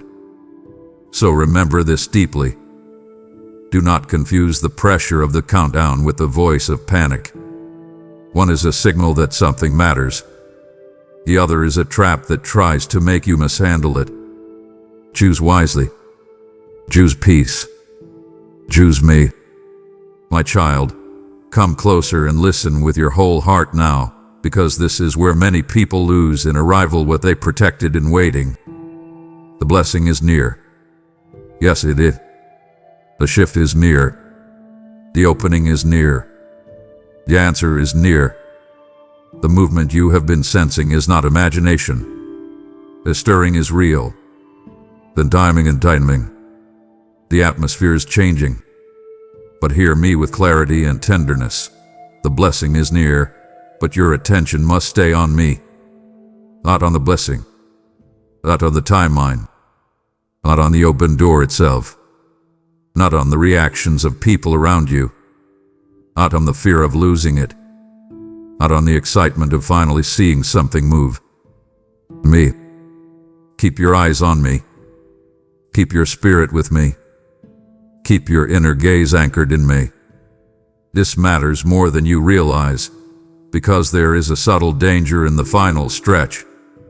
When you have waited a long time, you can become so hungry for change that the moment change begins, your focus can shift from the giver to the gift without you even noticing. Your prayers can become more about preserving the blessing than deepening the relationship. Your thoughts can become more about managing the opportunity than staying in alignment with my voice. Your heart can become more captivated by what I am doing than by who I am. And I say this not to accuse you, but to protect you. The blessing was never meant to replace the place I hold in your life. The door was never meant to become your compass. The answered prayer was never meant to become your identity. What I give is good, but it is not God. What I release is beautiful, but it is not your source. What I open may bless you, but it cannot shepherd you. Only I can do that. That is why I am speaking so clearly now. The blessing is near, but your attention must stay on me. If your attention drifts, even good things can become distractions. If your attention drifts, what should have deepened your gratitude can quietly awaken your anxiety. If your attention drifts, the open door can become an idol, the opportunity can become pressure, the relationship can become a dependency, the assignment can become performance, the breakthrough can become self-definition. I do not want that for you. I want the blessing to bless you, not own you. I want the door to serve my purpose in your life, not become the thing you revolve around. I want your peace to remain stronger than your excitement. I want your identity to remain rooted in me, not in what has finally begun to move. This is why I have been teaching you hiddenness, surrender, release, forgiveness, and calm. All of it has been to prepare you not only to receive, but to remain anchored after you receive. So hear me plainly. When the blessing comes close, do not stare at it until you lose sight of me. Do not circle it with obsession. Do not check it constantly for reassurance. Do not ask it to tell you who you are. Do not ask it to heal every wound. Do not ask it to quiet every insecurity. Bring all of that to me instead. Let me remain your center. Let me remain your place of regulation. Let me remain your place of identity, clarity, and peace. And because you asked for stronger commands and invitations, hear me now. If the blessing begins to pull your thoughts away from prayer, return immediately. If the open door begins to make you anxious, come back to me immediately. If your mind starts orbiting around outcomes, step away and sit with me. If you notice yourself becoming more focused on what if I lose this, and thank you for your presence, stop and realign. Say, Father, I refuse to let the gift become my God. Say, Father, keep my heart anchored in you. Say, Father, let what you give me draw me closer, not pull me sideways. Those prayers matter. Those prayers protect you. Those prayers keep the blessing in its rightful place. Keep your attention on me, my child. That is how the blessing stays healthy. That is how the next season remains holy. Now let me bring this to the deepest and most beautiful place, because I do not want you to hear this as restriction. I want you to hear it as the secret of lasting joy. When your attention stays on me, the blessing becomes lighter in your hands. It becomes cleaner. It becomes safer. It becomes more enjoyable. It becomes less tangled with fear and less burdened by the need to perform. You stop asking the blessing to prove your worth, and so you can simply receive it. You stop asking the open door to guarantee your future, and so you can simply walk through it in trust. You stop asking the opportunity to heal your identity, and so you can simply steward it with peace. That is the freedom I want for you. That is the way I want you to live in the next season. Not clutching, not striving, not obsessing, not watching every little sign with nervous eyes, but walking with me, breathing with me, talking with me, listening to me, letting me remain the center even while beautiful things unfold around you. That is how the blessing multiplies without mastering you. That is how joy remains. That is how peace stays in the room. And let me say something very tenderly. If I ever need to adjust, delay, redirect, or even remove something in the next season, your soul will remain stable if your attention is still on me. That matters. Because if your attention is on the gift alone, any shift will feel like devastation. But if your attention is on me, even changes can be navigated with trust. That is the deepest protection of all. So receive this not as a warning alone, but as a promise. If you keep your attention on me, I will teach you how to carry what is near. I will teach you how to walk through the open door without losing yourself. I will teach you how to enjoy what I give without being ruled by it. I will teach you how to remain tender, grounded, grateful, and clear. And because you asked for the strongest command and invitation flow, let me leave this with holy directness. Look at me first in the morning before you look at the possibilities. Speak to me before you strategize. Worship before you analyze. Pray before you announce. Return before you react. If the blessing thrills you, thank me. If the blessing scares you, trust me. If the blessing delays, wait with me. If the blessing arrives, receive it with me. Do not separate the gift from the giver. Do not separate the door from the one who opened it. Do not separate the next season from the one who prepared you for it. The blessing is near, my child. But your attention must stay on me. Keep your eyes where peace lives. Keep your heart where life flows. Keep your soul where it has always been safest. With me, my child. As the blessing draws near and your attention remains on me, I invite you into a deeper flow, where what you receive also becomes what you release. Do not let the blessing stop at your hands. Let it move through you like oil poured, like a river that does not run dry. When you give into this work, You are helping my voice reach those still waiting in silence, those who need the very word that steadied you. I have said, whoever refreshes others will themselves be refreshed, and I am faithful to fulfill it in your life. This is not distraction. It is devotion expressed in action, keeping your heart aligned with me even as I increase you. If you feel stirred to give, that stirring is sacred, respond to it. You super thanks, join in membership, or give through the PayPal link in the description, and keep your heart anchored in me as you do. Act now, and let the blessing flow without obstruction. My child, come even closer now, because I want to speak into the place where you still wonder whether the quiet things mattered. You have had moments, many moments, when you obeyed me and nobody knew. You said no when no one would have found out if you said yes. You stayed when walking away would have been easier. You forgave in private while your pain still burned. You turned off the distraction. You resisted the impulse. You chose restraint. You kept praying. You kept showing up. You kept returning after failure. You kept softening after hurt. You kept listening in silence.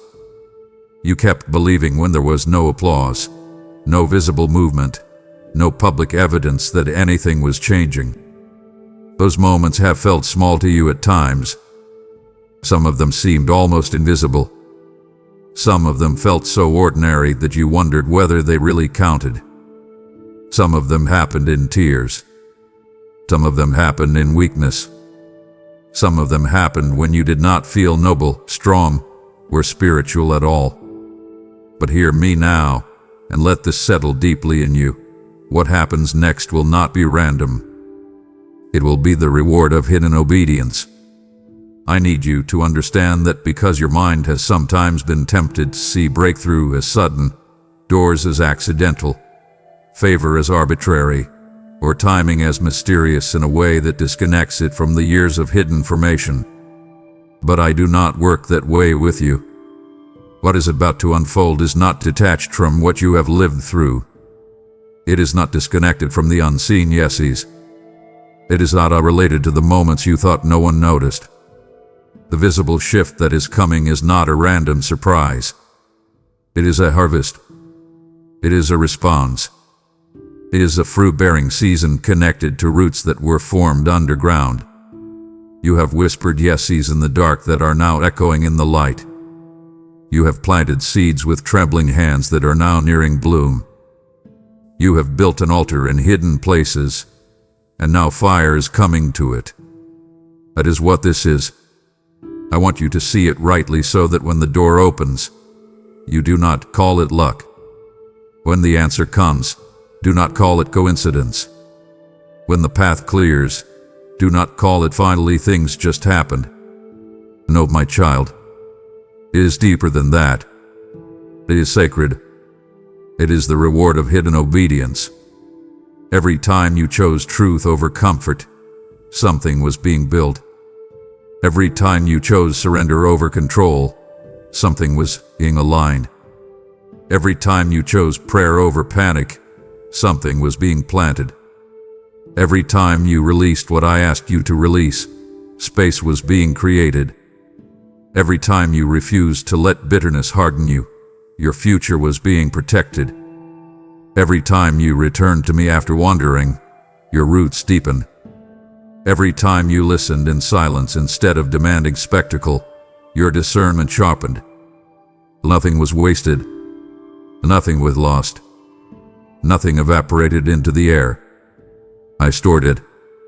I used it. I multiplied it. I wove it into timing you could not see. This is why I need you to stop dismissing your quiet faithfulness as not enough. Hidden obedience has weight in heaven. Hidden obedience moves things in realms you cannot see. Hidden obedience trains the soul to carry visible favor without collapsing under it. Hidden obedience is often where real destiny is shaped. And because you asked for stronger commands and invitations, hear me now. Stop talking about your hidden years as though they were empty. Stop calling your unseen obedience nothing. Stop acting like the days nobody clapped were the days that did not matter. Look back with new eyes. Remember the private victories. Remember the temptations you resisted. Remember the moments you chose the harder right thing. Remember the times you kept showing up after disappointment. Remember the times you came back to prayer when you wanted to numb out instead. Those were not filler episodes in your story. Those were foundation stones. Those were sacred deposits. Those were seeds. And now the field is beginning to respond. Do not despise the seed because the tree is just now becoming visible. Honor the process. Honor the hidden yeses. Honor the quiet faithfulness. What happens next is not random. It is connected. It is meaningful. It is the visible language of a hidden history with me. Now let me bring this to the deepest and most beautiful place, because I want you to feel the dignity of what I am saying. The reward of hidden obedience is not merely that you get something. It is that you become someone. Yes, doors may open. Yes, blessings may come. Yes, shifts may happen. Yes, what was once delayed may finally move. But the deepest reward is not external alone. The deepest reward is that the hidden obedience has formed a version of you who can actually carry what is coming without being owned by it. That is the greater miracle. The years of unseen faithfulness did not only prepare the blessing for you, they prepared you for the blessing. The quiet surrender did not only unlock timing, it purified your motives. The private prayers did not only move heaven, they stabilized your inner world. The unseen restraint did not only protect your future, it strengthened your character. The hidden yeses did not only create momentum, they deepened intimacy. That is why I can trust you with more now. That is why I can place weight in your hands without fear of it crushing you. That is why I can bring visibility without losing your soul in it.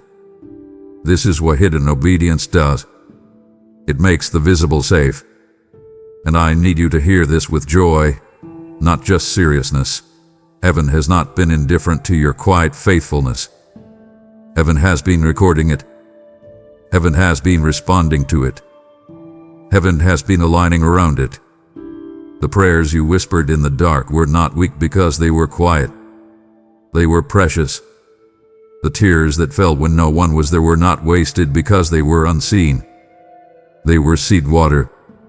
The moments you chose me without emotional fireworks were not less holy because they felt ordinary. They were profoundly holy. They were the kind of moments that shape destiny. So now, as you stand this close to the threshold, I want you to receive what comes next with reverence and confidence. Not entitlement, not pride, not fear. Confidence, the clean kind. The kind that says, my Father has been at work all along. The kind that says, what I cannot see yet is still connected to what I obeyed yesterday. The kind that says, I will not despise small obediences because I know what they become. And because you asked for the strongest command and invitation flow, let me leave this in your spirit with unmistakable clarity. Honor your hidden history. Stop belittling the quiet seasons. Stop apologizing for the years that looked ordinary. Stop calling the unseen parts of your story nothing. They were never nothing. They were holy ground. They were seed time. They were root root. They were altar building years. Now lift your head. Receive what is near with humility. Carry it with gratitude. Or attack it with prayer. And when the visible begins to bloom, do not forget what made it possible. Go back in your heart and thank me for the nights nobody saw. Thank me for the doors that stayed shut long enough to deepen you. Thank me for the private battles that built public strength. Thank me for the hidden obediences that are now becoming visible fruit. What happens next, my child, will not be random. It will be the reward of hidden obedience. So do not shrink when it arrives. Do not question whether it belongs to you. Do not call it luck. Receive it as the sacred answer it is. Then walk forward like someone who knows exactly how the harvest was grown. My child, I have walked you all the way to this edge for a reason. I did not bring you through all of this just to stir your emotions. I did not press these words into your spirit just so you could feel something deep and then go back to sleep inside your old hesitations. I did not bring you to the front of the line, hold you in the stillness, steady your breathing, expose your fears, heal your old reactions, remind you of what you survived, show you that the blessing is near, and reveal that what is coming is tied to hidden obedience, only for you to stand here and do nothing. This is your final invitation in this moment. Step forward now. The door was not shown to you so you could admire it. It was shown to you so you could enter. Let that land in you with weight. Because one of the quiet dangers in your life has been this: you have sometimes mistaken recognition for response. You have felt a word and assumed that feeling it was enough. You have sensed truth and assumed that understanding it was the same as surrendering to it. You have been moved in thought movement inside when motion outside would somehow happen on its own. But it does not work that way, my child. Revelation is not the same as response. Peeling is not the same as obedience. Ears are not the same as transformation. Being stirred is not the same as stepping through. I say that with love, not condemnation, because I want to save you from a very old pattern. There have been seasons where you stood at the threshold and lingered so long in analysis, in emotional processing, in fear, in overthinking, in trying to predict every consequence, that the holy moment slowly turned into a missed moment. Not because I abandoned you, not because the door was fake, not because the promise was false, but because hesitation became your hiding place. Delay became your comfort. Reflection became your shield. And while those things can be good in their proper place, they become dangerous when they replace obedience. This is why I am speaking with unusual clarity now. Step forward. Not recklessly, not arrogantly, not in self-will, but in trust. Step forward. I am not asking you to understand every corridor beyond the door. I am asking you to trust the one who opened it. I am not asking you to eliminate all emotion before you move. I am asking you to let trust become stronger than hesitation. I am not asking you to never feel fear. I am asking you not to let fear make your decision for you. There is a difference. You are not being called to a performance. You are being called to a response. A real one. A practical one. A lived one. That means if I have been calling you to release something, release it. If I have been calling you to apologize, do it. If I have been calling you to forgive, choose it. If I have been calling you to stop entertaining the thing that keeps draining your spirit, cut it off. If I have been calling you to pray differently, begin tonight. If I have been calling you to return, then return fully. If I have been calling you to stop hovering around the edge of surrender and actually hand me the part you still protect, then do not wait another hour. The door is not symbolic only. It is not just an emotional image. It is embodied in your next act of obedience. That is where it becomes real. That is where destiny touches the ground.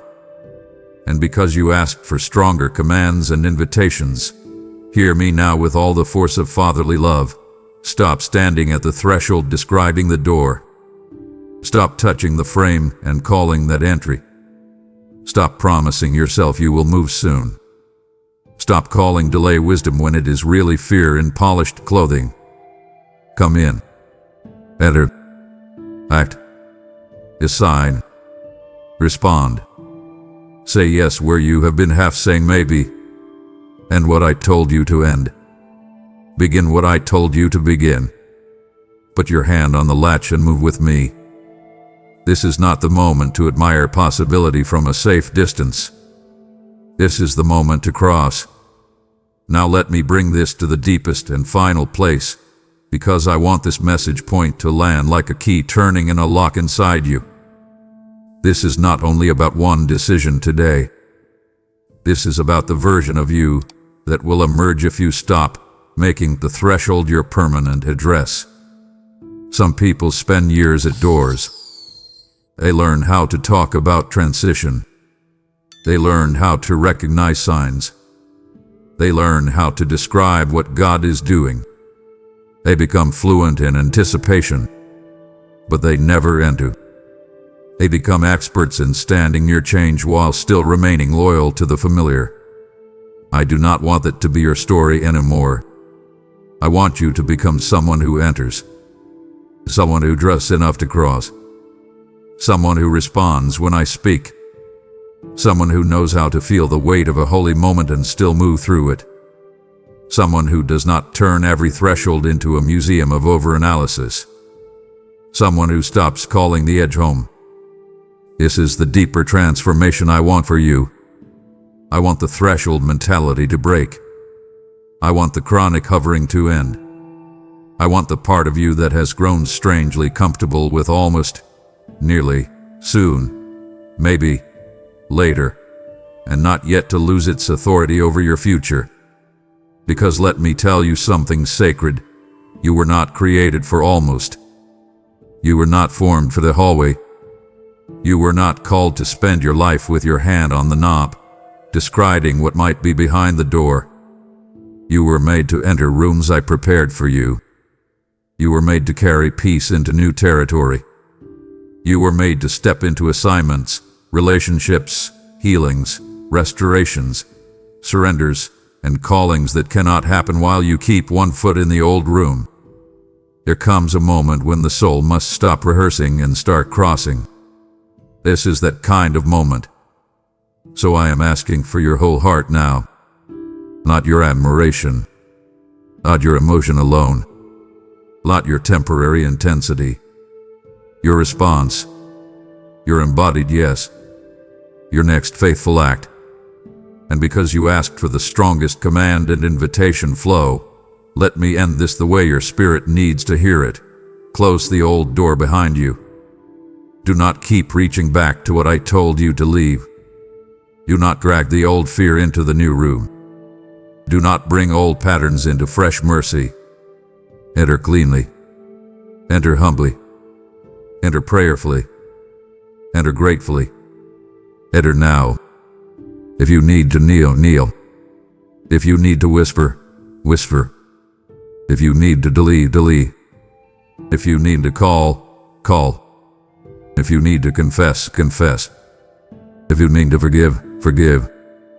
If you need to stop, stop. If you need to begin, begin. Let your yes become visible. Let your surrender become concrete. Let this not be one more powerful moment you remember but do not obey. Let this be the moment the direction of your life actually bends. My child, I have brought you to the front of the line. I have steadied your heart. I have spoken into your fear. I have shown you that the blessing is near and that what comes next is tied to hidden obedience. I have not done all of that so you can stand here admiring the threshold. Step forward now, because the door was not shown to you so you could admire it, but so you could enter. My child, you have reached the threshold, and I have told you to step forward. Now let that step become real in every area, including how you respond to this moment. Do not admire what I am doing from a distance when I am inviting you to participate in it. This message is not only a door for you, it is a door for countless others, and your obedience can help hold it open. When you give, you are laying oil into the lamp so my light continues to burn brightly for those still searching. I speak to you even now. What you place in my hands, I will multiply and return in ways you cannot predict. If your heart is moved, that is your signal. Do not delay, do not overthink, do not retreat. Step forward through Super Thanks, membership, or the PayPal link in the description, and make your yes visible.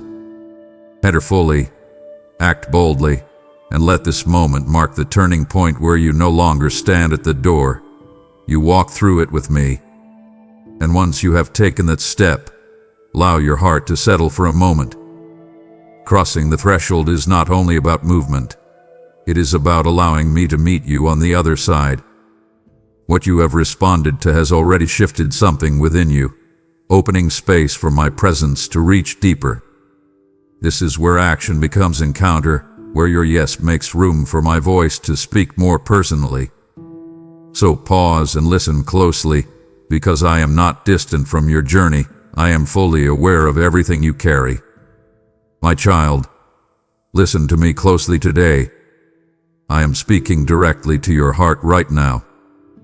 You have been waiting for a very long time, and I know exactly how heavy that weight has felt. I see the deep fear of the future that keeps you awake at night. I see the overwhelming pressure at your job, the heavy weight you carry on your shoulders every single day. I know about the unspoken tensions in your family, the quiet arguments, and the distance that breaks your heart. I see how you feel completely overlooked, pushed to the side, and forgotten by the people around you. But I have not forgotten you. You are my precious one, and I am telling you today that you have entered the 2-minute warning of your season of waiting. The countdown has begun, and you are first in line for the breakthrough I have prepared for you. Pause now. Take a deep, slow breath. Do you feel that tight knot in your stomach? Do you feel that heavy anxiety pressing down on your chest?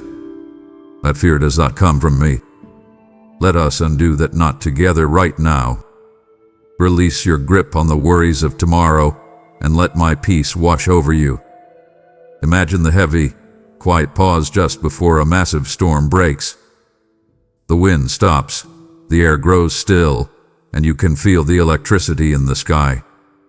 That is exactly where you are standing in your life right now. The atmosphere is shifting, and the heavy rain of my blessing is about to fall. The wait hath been painfully long, but the end will be sudden and swift. You have endured years of silent tears, but your joy will arrive in a single, powerful moment. I am turning your long night into a bright, beautiful morning. For so long, you have lived the mystery of the last shall be first. You have watched others pass you by. You have seen people with less faith and less effort get the very things you have been praying for. You felt stuck at the back of the line, wondering if I had skipped your turn. But my timing is not like human timing. I was not ignoring you. I was preparing you. I was using the delay to build your strength, to deepen your roots, and to make your spirit unshakable. And now, I am flipping the order. I am pulling you from the back of the line and placing you at the very front. You are next, my beloved. My favor is falling on you. I want you to align your heartbeat with the rhythm of heaven. Place your hand on your heart. Feel it beating. Every pulse is a reminder of my love for you, a love that is steady, strong, and sure. I chose this specific moment for your breakthrough because you are finally ready to carry the weight of the blessing. If I had given it to you earlier, it would have crushed you. But now, your hands are strong enough to hold the gift. Your spirit is mature enough to manage the overflow. Your faith has been tested in the fire, and it has come out as pure gold. Let your soul be still as the final seconds tick away. Do not rush. Do not panic. Do not try to force a door open with your own human strength. You do not need to fight for a seat at the table anymore, because I have already reserved the head chair for you. Stand firm, my child. Breathe in my presence. Feel my love wrapping around you like a warm, protective blanket against the cold wind. You are safe in my arms. The countdown is almost over. The waiting room is closing. You are stepping into the reality of my promise. Trust me, lean on me, and watch what I will do for you in these final moments. Stand up tall right now, my child. Lift your head and look directly at me. I see the invisible weight pulling your shoulders down. I know exactly how deeply the sting of rejection burns in your chest. You have spent years hiding in the shadows, believing you were not good enough. You watched colleagues get the promotion you worked so hard for, while you were left behind. You felt the sharp pain when family members misunderstood you, criticized your choices, or completely brushed your feelings aside. You convinced yourself that the back of the line was your permanent home. Take off that heavy, dirty coat of rejection today. Drop the back of the line mentality right on the floor. It does not belong to you anymore. I am calling you to the front. I am moving you past every single person who overlooked you, every voice that mocked your dreams, and every unfair system that tried to keep you stuck. Imagine you are sitting trapped in a cold, dark cellar. You can't see a thing. You're shivering from the damp chill of isolation and fear. Then, suddenly, a door swings wide open, and brilliant, warm sunlight floods your face, warming your skin and blinding the darkness. That is exactly what I am doing for your life right now. Step out of the shadows. Walk confidently into the warmth of my favor. Your faithfulness in the secret places has not gone unnoticed by me.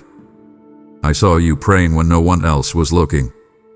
I saw you crying on the floor of your bedroom when you thought you had no strength left to face the morning.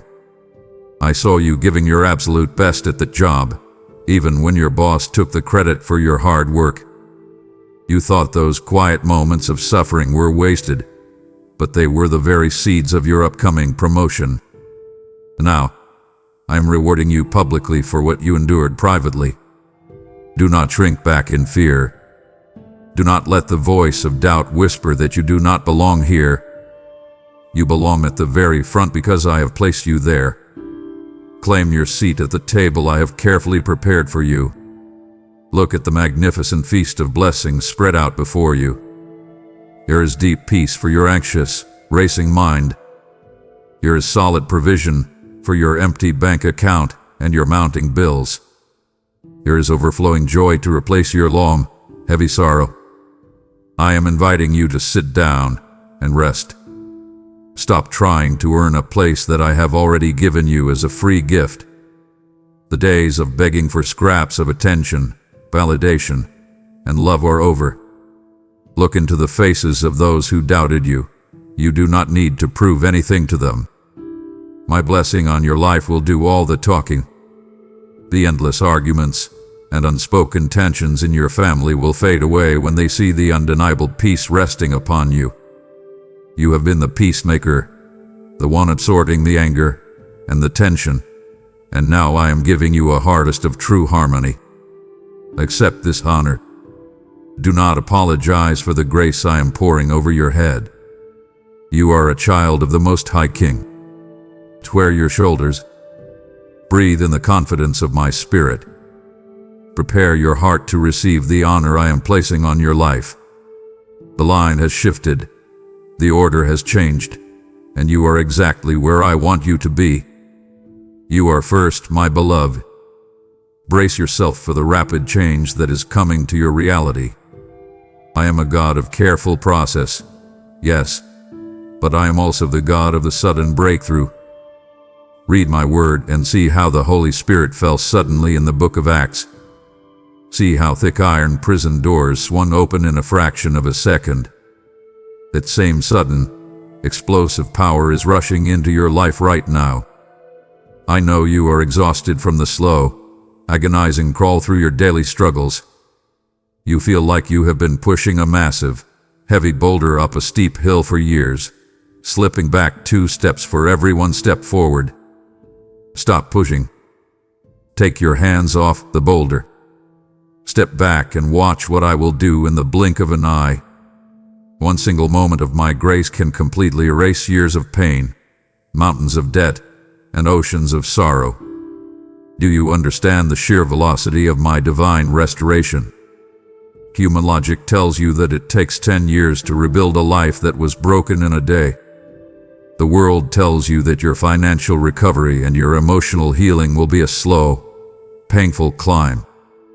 But I operate completely outside the limits of human time. I am accelerating your healing. I am speeding up your breakthrough. I am fast-tracking your deliverance. Prepare your mind for a rapid change of scenery.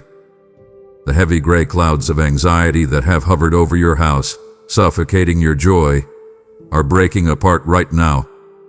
The warm, bright sun of my favor is shining directly on your face. Look at the mountains of worry in your life. I am leveling them to the ground. Your neighbors, your coworkers, and your friends will watch your life, and they will marvel at your quick rise. They will ask, how did this happen so fast?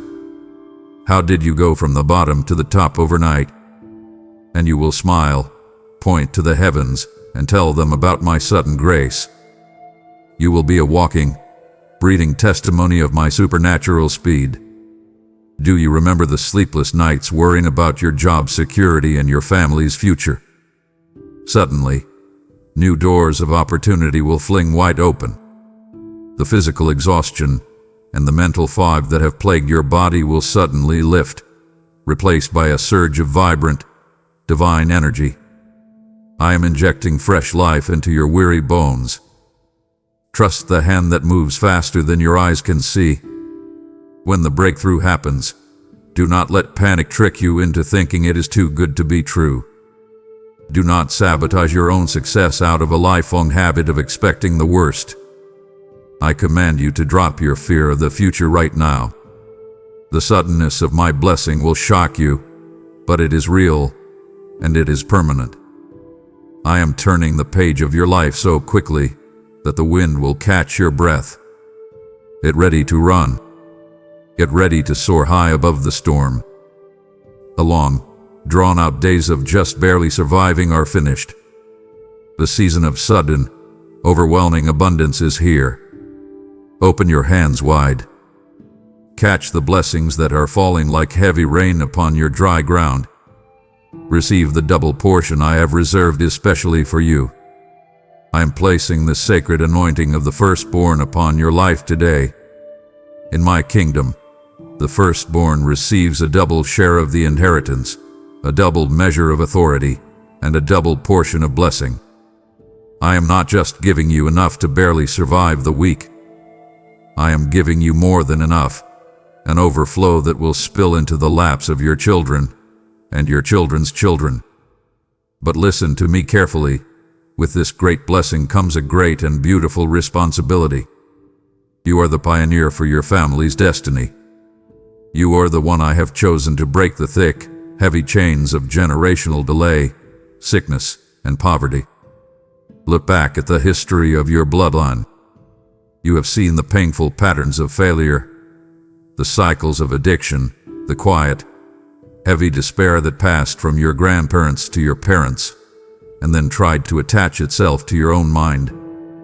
I say to you today, the cycle stops right here. The curse ends with you. You are the designated chain breaker. I have given you the spiritual authority to say no more. Speak it out loud right now. Command the forces of delay to release their tight grip on your family. I am sealing your current endeavors with my divine approval. The projects you touch will prosper. The applications you submit will be moved to the very top of the pile. Walk in the bold, unshakable confidence of a child of the Heavenly King. Stop apologizing for taking up space in the room. Stop making yourself small so that insecure people around you can feel comfortable. I did not create you to shrink into the background. I created you to shine brightly. Right now, you are like a Ferrari driving with the handbrake on. You are powerful, but you are self-limiting. Reach down and release that handbrake today. Step on the gas and move forward into the massive destiny I have planned for you. Do not let the enemy whisper that you are unqualified or unworthy of this double portion. I am the one who qualifies the called. I am the one who washes you clean and dresses you in royal robes of righteousness. I know how exhausting it has been to fight this battle feeling entirely alone. I know you have felt like the black sheep of your family, misunderstood because you refused to settle for the brokenness that everyone else accepted as normal. Your refusal to settle was my spirit stirring deep within you. Your dissatisfaction with the mundane was my voice calling you higher. Today, I validate your struggle. I wipe away the tears you shed when your loved ones criticize your faith. They will soon eat from the fruit of the tree you have so patiently watered with your tears. Step into this anointing with gratitude. Lift your hands and accept the weight of this glorious crown. Close the door on your past right now. The long, agonizing chapter of your wandering and your lack is officially over. For years, you have walked through a dry, barren, and exhausting wilderness. You know the harsh, burning heat of financial panic when the bills pile up. You know the deep, agonizing thirst of loneliness when your phone stays silent and your heart aches for a true, understanding friend. You have walked in circles, wondering if you took a wrong turn, wondering if I had abandoned you in the sand to fend for yourself. But hear my voice today. The desert was your classroom, not your graveyard. I did not send you into the wilderness to break you. I sent you there to strip away your reliance on broken worldly systems and teach you how to lean entirely on me. Look down at your feet. I want you to symbolically wipe the dust of your past disappointments off your shoes. Wash the dirt of failure and rejection from your hands. That dust does not belong in your new season. You are crossing the border into the promised land. Visualize the lush, green valleys of your new life. See the rivers of fresh, cool water cutting through the dry ground of your circumstances. Smell the sweet fragrance of blooming opportunities. I am replacing your season of not yet with the powerful season of right now. Leave behind the negative whispers that have haunted your mind in the quiet hours of the night. The enemy has tried to convince you that you are permanently damaged, that your past mistakes have disqualified you, and that you will always struggle just to keep your head above water. That is a toxic lie. I am silencing the voice of the accuser. I command you to stop entertaining those dark thoughts. When fear knocks loudly on the door of your mind, do not let it in. Tell it that your Heavenly Father has already paid the price and there is no room for anxiety in your house. Think about the intense stress that has plagued your career, the dead-end jobs, the toxic managers, the constant feeling of being trapped. That was your Egypt, and you are no longer a slave to those systems. You are standing at the edge of your Jordan River. The water may look deep, and the current of change may look frighteningly strong, but I command you to step forward. Cross your Jordan with bold, dry footsteps. Do not hesitate. Do not look back at the wilderness with longing or regret. There is absolutely nothing left for you in the dry places. The manna that fed you yesterday will not sustain you tomorrow, because I am preparing a massive feast of solid, rich food for your future. Walk out of the barrenness. Step onto the fertile, soft soil of my promises. Your days of surviving on the bare minimum are completely finished. I am leading you to a place of overflowing wells and heavy harvests. Breathe in the fresh air of your new beginning. I am with you. I am holding your hand tightly, and together, we are walking out of the wilderness forever. You have just walked out of the dry, barren wilderness, and now I am calling you to become a flourishing tree that provides shade to all who seek my presence. I intend to use you to bless many, to speak of love to your family, and to extend your hand to aid the suffering. Your support carries this living water directly to thirsty souls who are still trapped in the dark desert of their own anxiety. Plant your seed in this fertile, new soil of the promised land, and watch a massive harvest rise to feed the broken. I declare over you right now, give, and it shall be given unto you. A good measure, pressed down, and running over, I will pour directly into your lap. The countdown is at its final, critical moments. Sow your seed of faith right now through a super thanks, a membership, or the PayPal link below, and I will multiply your resources 100-fold. Step out of the barren dust, click the link in the description, and plant your absolute victory today. My precious child, do not close this out or walk away now. If you choose to pull away from my voice right at this exact moment, you wound my deep love for you. I am in the middle of handing you the very keys to your freedom, and to stop listening now would shatter the divine momentum we are building together. Could you spare me just a moment to hear my words completely? Stay here with me. Do not let the enemy steal this sacred connection. Keep listening, because the very next words I speak will change your life forever. Understand this profound truth deep within your soul. My favor is a free gift, not a wage you have to earn. You have spent so much of your life working yourself to the bone, desperately trying to prove your worth to people who refuse to see your value. You have exhausted your mind and your body, running endlessly on the hamster wheel of performance. You hoped that if you just worked a little harder, your boss would finally respect you. You hoped that if you were just a little more perfect, your family would finally validate you, and I would finally bless you. Stop striving right now. Drop the heavy, crushing burden of perfectionism. I do not love you because of what you do, I love you because of who you are. You are my precious child, and I have set my affections specifically and intentionally on you. Why you? Because I chose you before the foundation of the earth was even laid. Because when I look at you, I do not see your flaws, your past mistakes, or the times you lost your temper under pressure. I see the pure righteousness of my son. I see a beautiful, capable, and deeply cherished soul. I am giving you the rare gift of divine preference. When you walk up to closed doors, doors of career advancement, doors of financial funding, doors of relational healing, they will swing wide open for you. Not because of your perfectly polished resume, but because I am standing right behind you, whispering yes.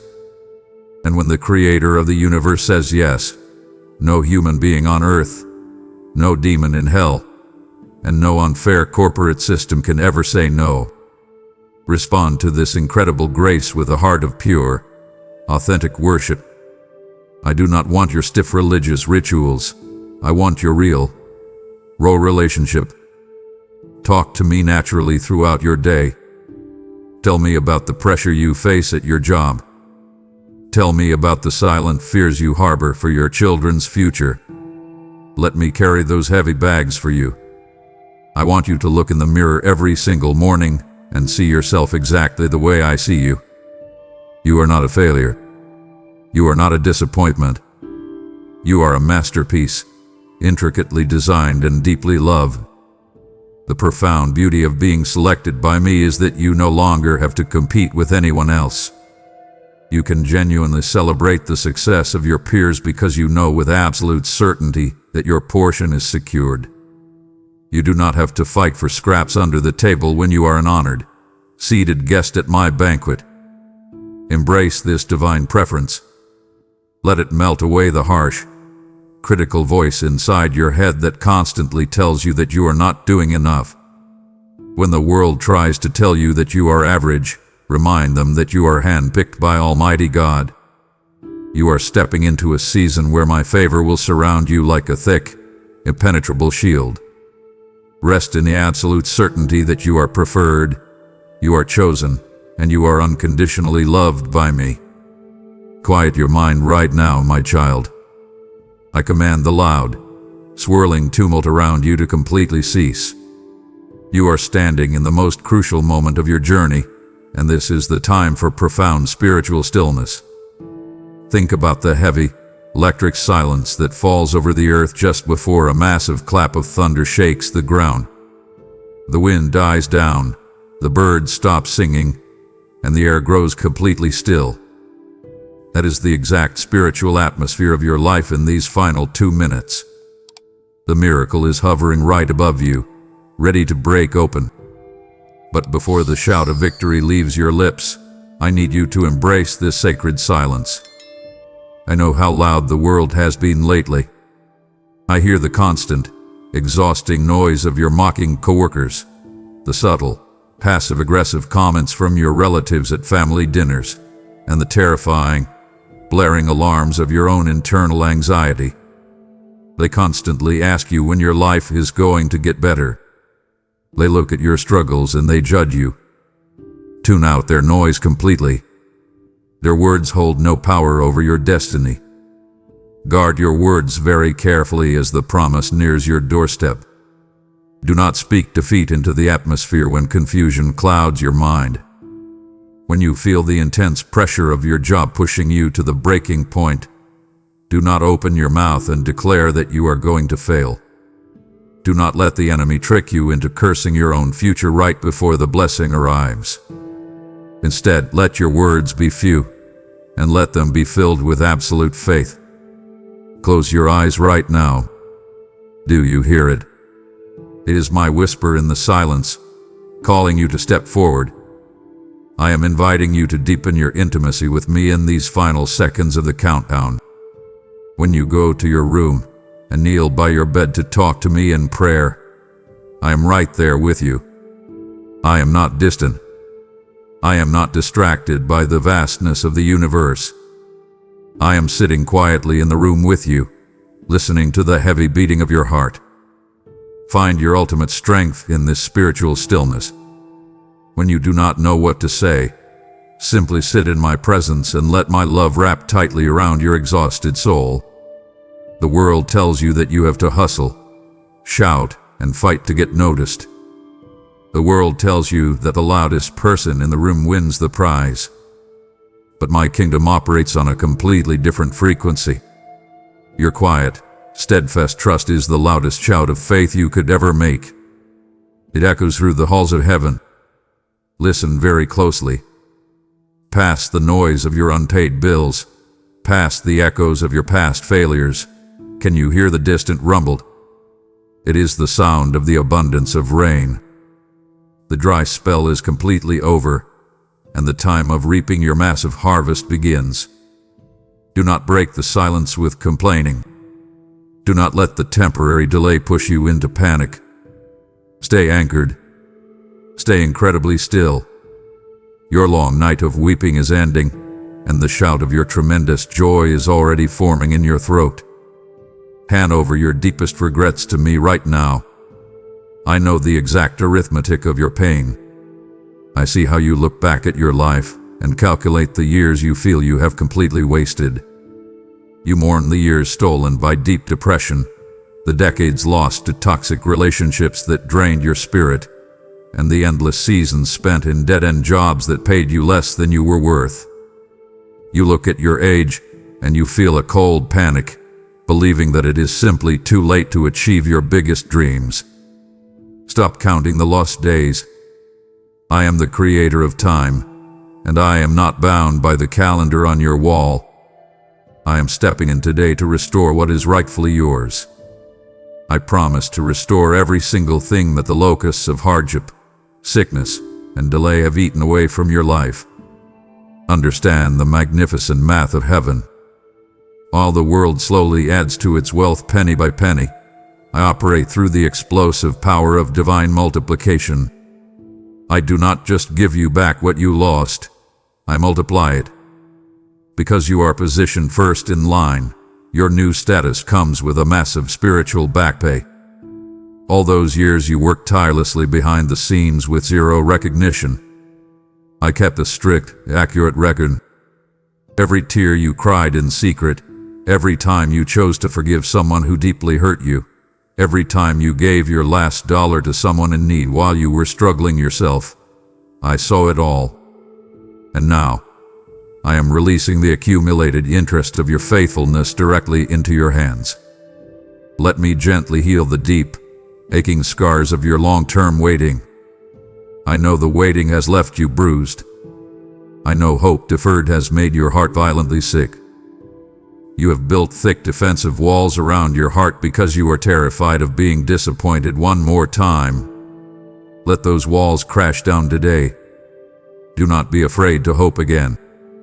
Joy is returning to your house like a massive, unstoppable flood in the morning. The heavy, dark curtains of sorrow are being pulled back, and the brilliant light of my favor is pouring into your living room.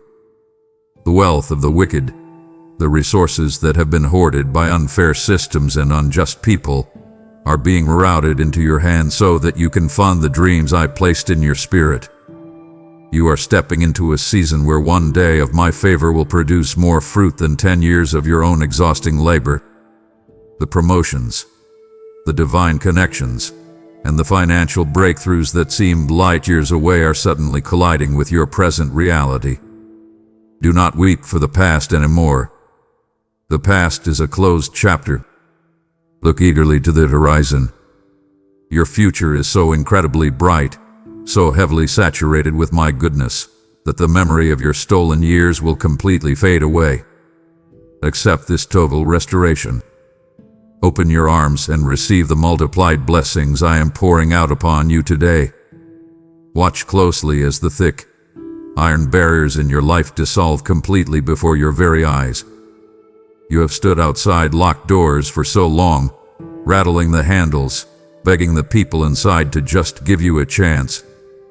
You felt the stinging rejection when they told you that your resume was not impressive enough, that your background was not right, or that you simply did not have the correct keys to enter their exclusive rooms. Listen to my voice. You do not need their keys. I am the master key. I am personally walking you into rooms that you did not have the worldly qualifications to enter. When I decide to open a door for you, no human manager, no bank executive, and no jealous relative can ever shut it. Step through these open gates with the fierce, bold courage of a lion. Do not walk into your new opportunities with a timid, apologizing posture. You belong in those high-level rooms because I have specifically ordained your presence there. Prepare yourself for a sudden, massive influx of divine connections. I am going to bring trustworthy people into your life, people who genuinely believe in you, who will stand firmly by your side, and who will eagerly assist you in reaching your goals. You have been surrounded by people who drained your energy and mocked your ambition, but I am removing them from your path. I am replacing them with mentors, advocates, and kingdom helpers who carry the exact resources you need. Pay close attention to your daily surroundings. You are going to start seeing burning bushes right in the middle of your ordinary path. What looks like a random conversation at the grocery store will turn into a massive business opportunity. What looks like a routine phone call will carry the news of your total financial breakthrough. I am weaving the supernatural directly into the fabric of your normal Tuesday afternoons. Do not brush off these moments as mere coincidences. They are highly calculated, divine appointments arranged by my own hand. I am orchestrating the entire universe to move in your favor. Drop the heavy baggage of your imposter syndrome right now. When you sit at the head of the table, the enemy will try to whisper that a mistake has been made, that you will soon be found out and sent back to the bottom. Rebuke that lie instantly. You are not an imposter. You are an heir to my throne. Your talents and gifts are on the verge of blooming beautifully. Do not seek out obstacles where I have cleared the path.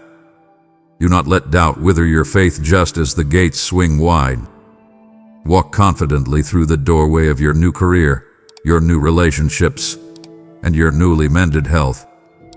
The gates of opportunity are locked open, and the pathway is covered in the brilliant light of my unconditional love.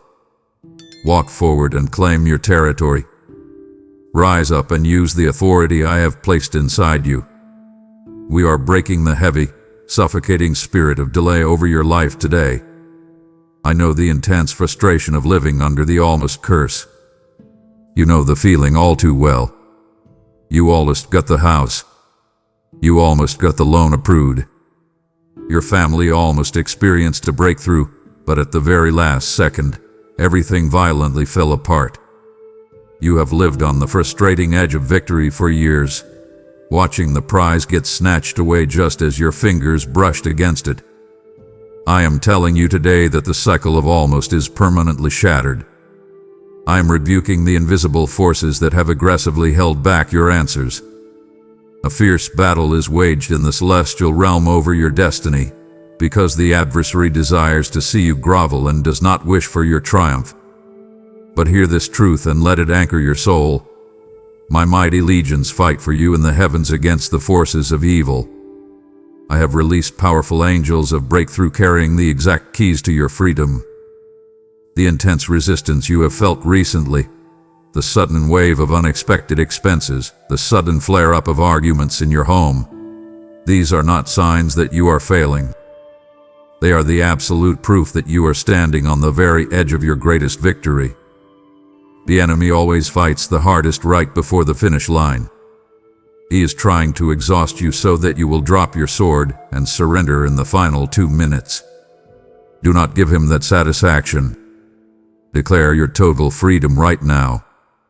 Open your mouth and speak out loud. I am free from the chains of stagnation. My life is moving forward with divine speed. Shatter the heavy chains that have kept your finances frozen and your relationships strained.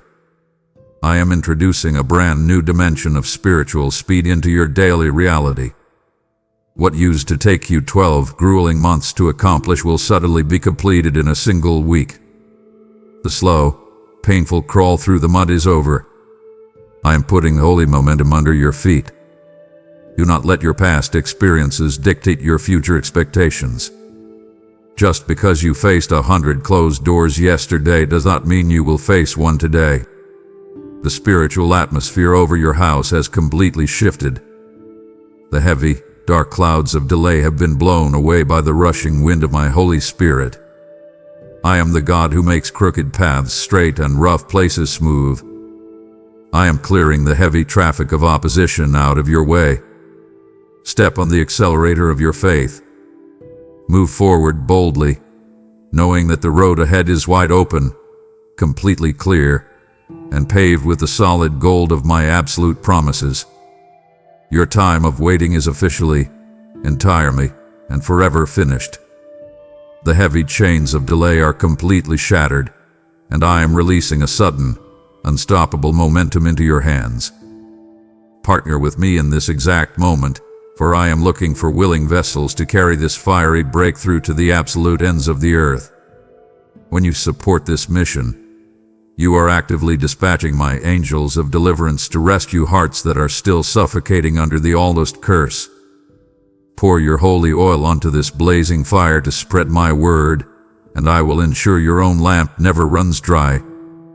I declare over your life, he who refreshes others will himself be continually refreshed. This is your divine appointment to permanently break the cycle of poverty. As you give through Super Thanks, membership, or PayPal today, I will command an explosive, rapid overflow in your own finances. Do not hesitate as the final seconds tick away. Use the link in the description right now and fund the massive harvest. Are you still with me?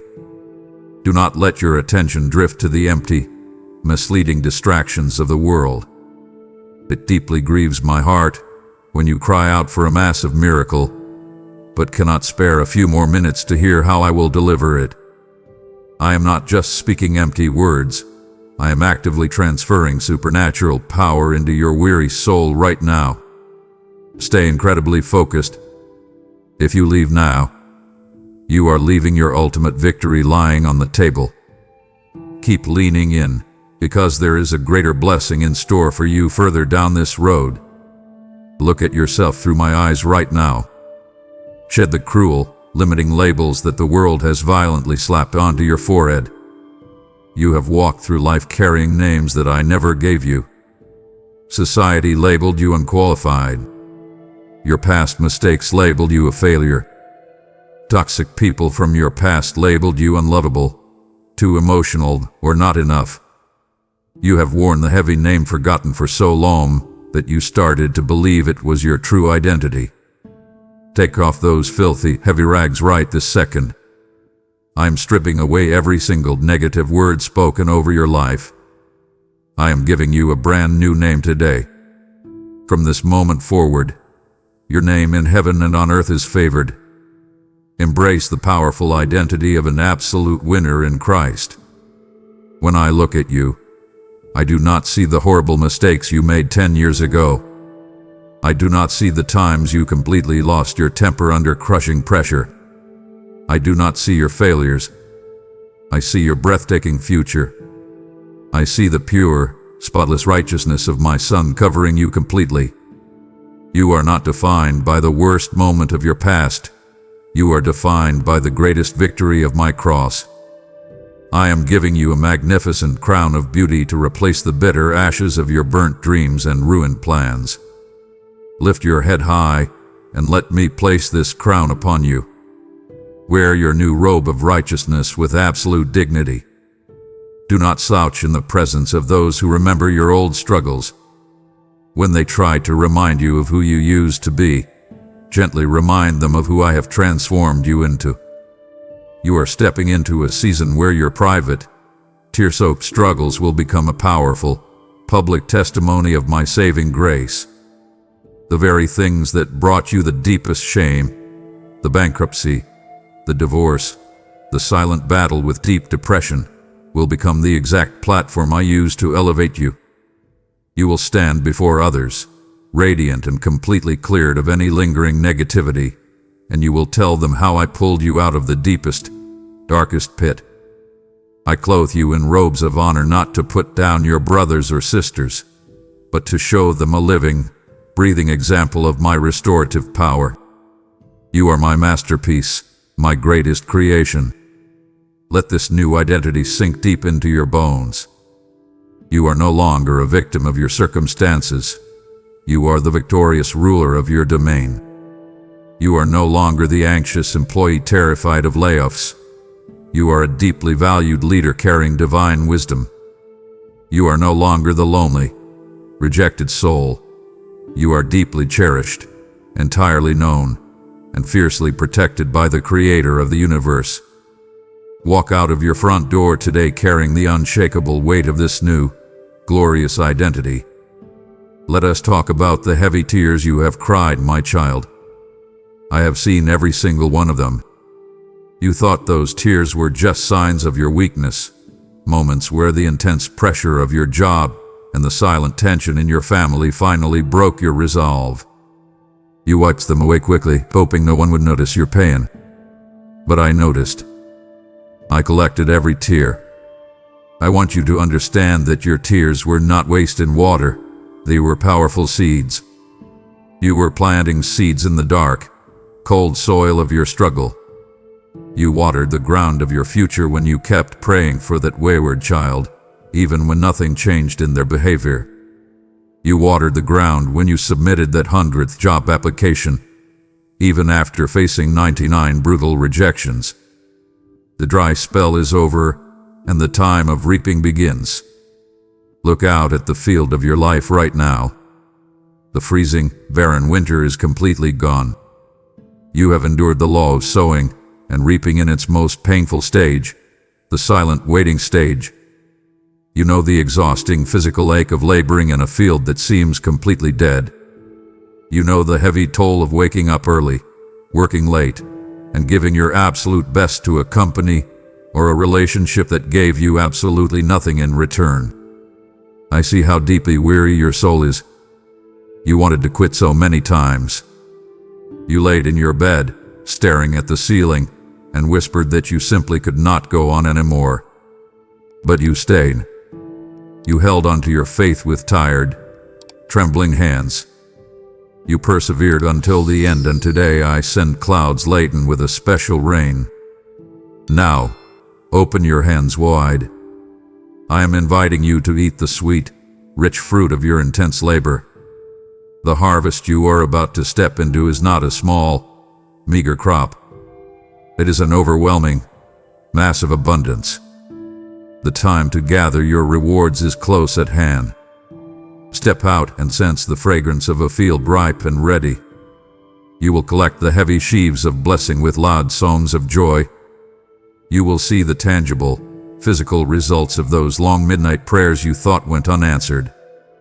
The heavy financial debt that squeezed the breath out of your lungs is being cleared. The broken relationship that kept a tight knot in your stomach is being beautifully mended. I am rewarding your stubborn, beautiful persistence. You stayed planted in my love when every logical circumstance around you urged you to run away. Therefore, you are set to succeed. I will elevate you and eliminate all lack and need from your life.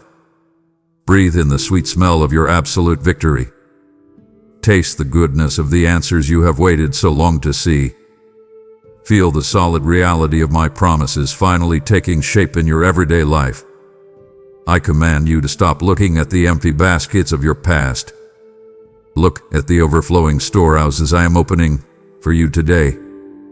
You will not just have enough for yourself, you will have enough to feed everyone connected to you. Rejoice today, my beloved. Your season of weeping is permanently closed, and your endless season of joyful reaping has officially begun. Listen to me carefully, because I know exactly what your anxious mind is doing right now. As you hear these promises of massive blessing, a dark, familiar fear is creeping into your thoughts. You are terrified of losing what I am about to give you. You have lived in a state of survival for so long that you constantly wait for the other shoe to drop.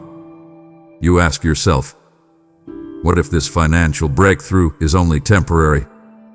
What if my family's peace is shattered by another sudden crisis?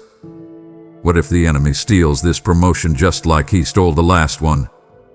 Stop listening to that toxic, paralyzing fear. I command you to evict that anxiety from your mind immediately. I am not a careless father who gives a precious gift only to watch it get snatched out of your hands. I am placing a supernatural, impenetrable wall of divine security around your new shift.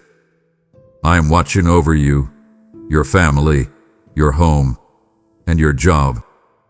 Step confidently into the secret place of my presence. I am building a towering hedge of blazing fire around your family, your finances, and your health. The enemy cannot cross that fire. The co-workers who secretly scheme to undermine your success cannot penetrate my shield. The terrifying medical reports that try to threaten your peace of mind will be entirely blocked by my powerful hand. When I give you a massive blessing, I also give you the grace and the absolute protection to keep it. The thief comes only to steal, kill, and destroy, but I have already defeated the thief on your behalf. No weapon formed against your new season will ever prosper. No enemy shall harm you. I want you to sleep deeply and peacefully tonight. I want you to wake up tomorrow morning without that heavy, familiar knot of dread twisting in your stomach. The security I offer is not like the fragile, fading security of this world. The world tells you to rely on a fluctuating stock market, a fickle boss, or a temporary government policy. But I am telling you to anchor your entire life on the solid foundation of my eternal word. When you base your life on my teachings, you are building your house on solid, immovable rock. When the storms of life inevitably blow, and the high winds of global panic howl around you, your house will not even shake. Build your life on the solid rock that is Christ Jesus. Remember always that I am your ultimate source. Your job is just a channel. I am the vast, unending ocean of your provision. If one channel dries up, I simply open a bigger, wider river to flood your life with my goodness. Do not place your trust in human beings, because they can all fail you. Place your complete, unshakable trust in me. I am standing guard over your mind, protecting you from the exhausting, dizzying spiral of overthinking. I am standing guard over your heart, shielding it from the sharp, venomous blades of betrayal. You are completely safe. You are held tightly in my strong, capable hands. Breathe out your worry right now. Inhale my perfect, guarding peace. Your blessing is permanently secured, and absolutely nothing can take it away from you. Look straight ahead and do not turn to the left or the right. I am addressing the painful memories of the people who openly doubted you, the ones who scoffed at your big dreams and mocked your unwavering faith. I know exactly how much their harsh words stung your heart. You remember the sarcastic comments from your relatives at the holiday dinner table. You remember the passive-aggressive emails from the coworkers who tried to make you look foolish in front of your boss. You remember the friends who slowly walked away when your life got difficult, whispering behind your back that you would never recover from your setbacks. You wanted so badly to defend yourself. You wanted to argue with them, to scream that they were wrong, to prove your worth with your loud words. I command you to remain completely silent. Let the massive, undeniable fruit of your new life be your absolute, unshakable defense. I specifically chose to bless you directly in the presence of your enemies. I am setting up a grand, beautiful feast of blessings for you, right in front of the adversaries who tried to starve you. I want them to watch as I pour the finest oil over your head. I want them to see your cup overflowing onto the table. I am doing this not to make you arrogant, but to publicly vindicate your quiet, steadfast faith. Those who ridiculed you will end up amazed and embarrassed. They will watch as you ascend to heights they cannot even comprehend. Their mouths will fall open in sheer disbelief when they see the absolute, radiant transformation of your life. The very people who said your business would fail will come asking you for a job. The very people who said your marriage was permanently broken will come asking you for relationship advice. The scoffers will be completely silenced by the overwhelming weight of my favor upon you. I am taking every single no you received from human hands and transforming it into a glorious, heavenly yes. They rejected your application, but I am handing you the entire company. They denied your request, but I am giving you the authority to write your own rules. Watch how I completely flip the script of your life. But as I lift you higher and higher, I invite you to stay deeply grounded in true humility. Do not let the sudden elevation poison your spirit with toxic pride. Do not look down on those who doubted you with anger or spite. When they come to you, confused by your sudden rise, extend the exact same grace to them that I have so freely extended to you. Forgive those who pursue you and those who threaten you. Keep your heart incredibly soft and your spirit completely dependent on me. Give all the immense glory back to your Heavenly Father. When the world praises your brilliant mind, point them directly to my divine wisdom. When they admire your sudden wealth, point them to my endless provision. Your victory is not a monument to your own hustle. It is a radiant, living billboard of my redeeming love. Let them look at your restored, vibrant, successful life and realize that I handle the impossible. Stand tall, my beloved child. The exhausting debate is officially over. The scoffers have lost their loud voices, and your beautiful, undeniable results are doing all the talking. Open your hands and receive the specific, divine wisdom I am pouring out for this brand new season of your life. You are stepping into a massive overflow, and managing true abundance requires a completely different mindset than surviving in a brutal famine. I know you are used to carefully counting every single penny, stretching every dollar just to make it to the end of the month. You are used to rationing your energy because you were always running on empty. But I am moving you into a place where the resources will constantly overflow your banks. I will provide you with wisdom to value and treasure your blessings. You must ask me daily for the sharp, clear discernment needed to correctly manage this incredible surplus. Do not fall into the dangerous, hidden traps of pride and self-sufficiency. When your bank account is totally full, when your career is soaring, and when your family is thriving, it is dangerously easy to think that your own cleverness secured this wealth. I command you to stay intimately connected to my voice. Do not let the comfort of your new position make your daily prayer life grow cold. Seek my face far more passionately than you seek my hand. I am the giver, and the giver is infinitely more valuable than the gift. Do not let the bright, shiny distractions of your new success pull you away from the quiet, secret place where our relationship was forged in the dark. Come back to me daily, even though you're strong and courageous. I am calling you to be a remarkably wise steward of this first-place position. I did not elevate you so you could build a taller fence to hide behind. I elevated you so you could build a longer table to feed others. Stay highly sensitive to the gentle, nudging whispers of the Holy Spirit. When I prompt you to give an unexpectedly large gift to someone in need, do not hesitate or calculate the cost. Obey me instantly. Your radical generosity will keep the river of my blessing flowing cleanly and swiftly through your life. Do not hoard the treasures I bestow on you. When I tell you to mentor that struggling younger coworker, do it with immense joy and profound patience. I elevate you not to put down your brother or sister, but to show you how to lend a hand to those who have stumbled. Base every single decision of your new life on my solid, unchanging words. The world will try to tempt you with flashy shortcuts, unethical business deals, and compromises disguised as great opportunities. Do not be lured by worldly desires that can make your heart hard. They are like shifting sands that can trap you and lead to failure. Stand firm against the grain.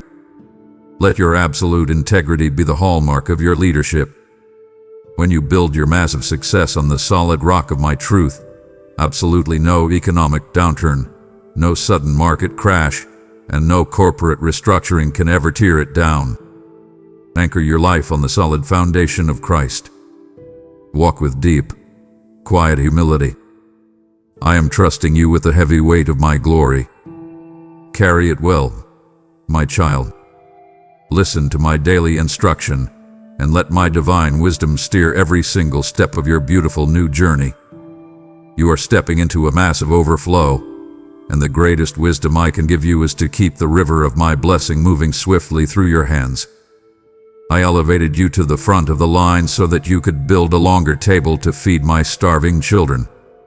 Your generous gift today becomes the very bread of life for a desperate soul who is crying out for hope in the middle of their darkest night. Cast your bread upon these flowing waters, and I promise you will find it multiplied when you need it most. I say to you now, honor the Lord with your wealth and with the first fruits of all your produce, and your barns will be filled with absolute plenty. Because you choose to be a wise steward of this first-place position, I will lavish you with bountiful blessings. Act with fierce obedience in this final minute. Support this word through a super thanks, the PayPal link, or a membership, and firmly secure your total abundance. My beloved, hold your ground and keep your ears firmly tuned to my voice. If you pull away from this intimate conversation now, it deeply disappoints the Father who has carefully set up this massive feast of blessings just for you. You have prayed for this breakthrough for years, and now you must stay to receive the full instruction. Listen to what I am saying. Do not break our connection, because missing the end of this message means missing the exact wisdom you need to protect your plentiful harvest. Prepare your mind and your body for a total, sweeping overflow in absolutely every single area of your existence. I do not deal in half measures, my child. I am not going to fix your finances while leaving your physical body in exhausting pain. I am not going to heal your marriage while leaving your mind trapped in a dark cage of anxiety. My burning desire for you is complete, absolute wholeness. I want your spirit, your soul, and your physical body to thrive simultaneously. I am the ultimate remedy for all your ailments, those that harshly afflict your body and those that attack your emotions like venomous blades. Right now, I am washing away the toxic stress that has kept your blood pressure dangerously high and your muscles tightly coiled. I am giving you the profound health of a quiet, settled mind as you step forward into the bright light. Watch carefully as I orchestrate a massive financial breakthrough that goes far beyond simply paying off your overdue credit cards. I am giving you the kind of explosive, wealth-generating ideas that will bless the nations. I will elevate you and eliminate all lack and need from your life. I am handing you the creative strategies to start successful businesses, to fund powerful ministries, and to leave a heavy, golden inheritance for your children's children. You are moving from a state of constant panic at the grocery store checkout line to a state of radical, joyful generosity. The dark days of calculating whether you have enough money to buy basic necessities are completely, permanently over. I am filling your storehouses until they practically burst open. I am lavishing you with bountiful blessings. But I am also bringing my deep healing fire to your heavily fractured relationships. I know the silent agony of a house where people live under the exact same roof but feel thousands of miles apart. I see the painful, icy distance between you and the people you desperately love the most. I am melting the thick ice today. I am giving you the perfect words to speak to mend those heavily bruised hearts. You will see your family come together again and meet new people who mean well. The harsh arguments that used to ruin your evenings will be replaced by the beautiful, ringing sound of genuine laughter in your living room. I am fully restoring the sweet, warm intimacy that the enemy tried to permanently destroy. Open your chest and receive the deep, heavy peace that completely bypasses all human logic and understanding. When the world watches the news and panics about the future, you will sit on your couch with a calm, steady heartbeat.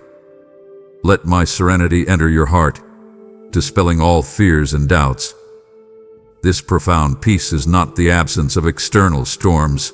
It is the unshakable presence of my power right in the middle of your boat. I am crowding out your lack with my overwhelming abundance. There is simply no room left in your life for depression, poverty, or sickness, because my vibrant life is taking up every single inch of space. Embrace this total, encompassing wholeness. Breathe deeply. Your cup is not just full, it is spilling over onto the floor, and the beautiful flood of my grace is sweeping you into a breathtaking new reality. Open your mouth right now and prepare to tell the entire world exactly what I have done for you. I know you feel a tight, heavy knot of fear in your stomach when you think about speaking up. You look at your past, the unpaid bills, the humiliating divorce, the public failures, the wayward children, and you feel a deep, burning shame. You think your story is too messy to share. But I tell you today that your messy story is the exact tool I am going to use to ignite a massive fire of faith in others. Through your story and your message, many will learn about me. Do not hide the scars of your past, because those scars are the absolute proof of my healing power. I am calling you to be a brilliant, burning light in a dark, exhausted, and weary world. When people look at you, they will not see your past mistakes. They will see my supernatural grace. They will see how I took a life that was completely shattered and rebuilt it into a stunning masterpiece. Step forward confidently and share the rich bread of life from your massive surplus. You are no longer begging for crumbs. You are managing a bakery of blessings. I want you to look around at your coworkers, your neighbors, and your extended family members. Many of them are secretly trapped in the exact same cold, dark cellar of anxiety that you just walked out of. They cannot see a thing, and they are shivering with intense fear. Your testimony is the warm, bright light that will guide them safely to the exit. Understand the profound, unstoppable ripple effect of one single person being placed first in line. When I bless you, I am setting off a chain reaction that will touch hundreds of lives. Your victory validates my eternal word through your actual, lived experience. You will look them directly in the eye and say, I was bankrupt. I was depressed. I was completely out of options. But God stepped in and rescued me. Do not let the enemy silence your voice with the toxic lie of unworthiness. You are like a Ferrari driving with the handbrake on when you keep your testimony hidden. Release the handbrake today. Speak boldly about my goodness. Tell the single mother that I am her ultimate provider. Tell the struggling businessman that I am the supreme CEO. Tell the broken-hearted teenager that I am the greatest healer. Your words will carry a heavy, divine weight that completely shatters the thick chains of doubt in their minds. You are stepping onto a brand new stage, and I am personally handing you the microphone. Do not be timid or shy. Do not water down the miracle just to make insecure people feel comfortable around you. Tell the whole, breathtaking truth. Let them see the stark, beautiful contrast between your dark yesterday and your blazing, victorious today. You are my living, breathing evidence that absolutely nothing is impossible for those who believe in me. When you share your story, you are handing a lifeline to a drowning soul. I am giving you the exact words to say, the perfect timing to say them, and the bold courage to speak without stuttering. Your pain had a profound purpose, and now your triumph will have a massive, global impact. Fortify your spirit right now for the heavy, magnificent weight of my glory. I see how physically and emotionally exhausted you are as you step into this new season. I know you want to hit the snooze button on your prayer life because the brutal demands of your new promotion, your daily commute, and your growing family are stretching you incredibly thin. But I command you to wake up and strengthen your inner man. The massive blessing I am handing you requires a spiritual foundation made of solid, unbreakable steel. You cannot carry $1 million destiny with a 10-cent prayer life. You must build a daily routine of deep, unbreakable intimacy with me. Find that quiet space in your house before the sun comes up, before the emails start pinging, before the kids start crying. Meet me there. In my presence you'll always find tranquility, contentment, and the joy you seek. Cast off every single heavy weight that easily besets you. I am talking directly about the toxic habits you use to numb your daily stress. I am talking about the hours you waste blindly scrolling on your phone, constantly comparing your real, beautiful life to the fake, filtered lives of absolute strangers. I am talking about the junk food you eat to aggressively comfort your anxiety, and the negative, complaining conversations you entertain with miserable coworkers by the water cooler. Drop those heavy, useless weights right now. They are severely slowing you down. They are clouding your sharp, spiritual vision. You are an elite spiritual athlete entering the final stretch of the race, and you must aggressively strip away absolutely everything that drains your precious energy. Look directly unto Jesus, the supreme author and the perfect finisher of your faith. When you keep your eyes completely locked on my Son, the terrifying distractions of the world completely lose their power over your mind. Embrace the profound internal shift that must happen before you experience the final external lift. I am doing a deep, intense surgery on your character right now. I am removing the fragile, sensitive ego that gets easily offended when someone criticizes your work. I am cutting out the deep-seated need for human approval that turns you into an exhausted people-pleaser. I am replacing those massive weaknesses with the bold, roaring courage of a lion. You will feel like you're soaring high like an eagle climbing to great heights of faith. Do not resist this intense internal growth. It is highly uncomfortable to stretch, but it is absolutely, entirely necessary for your survival.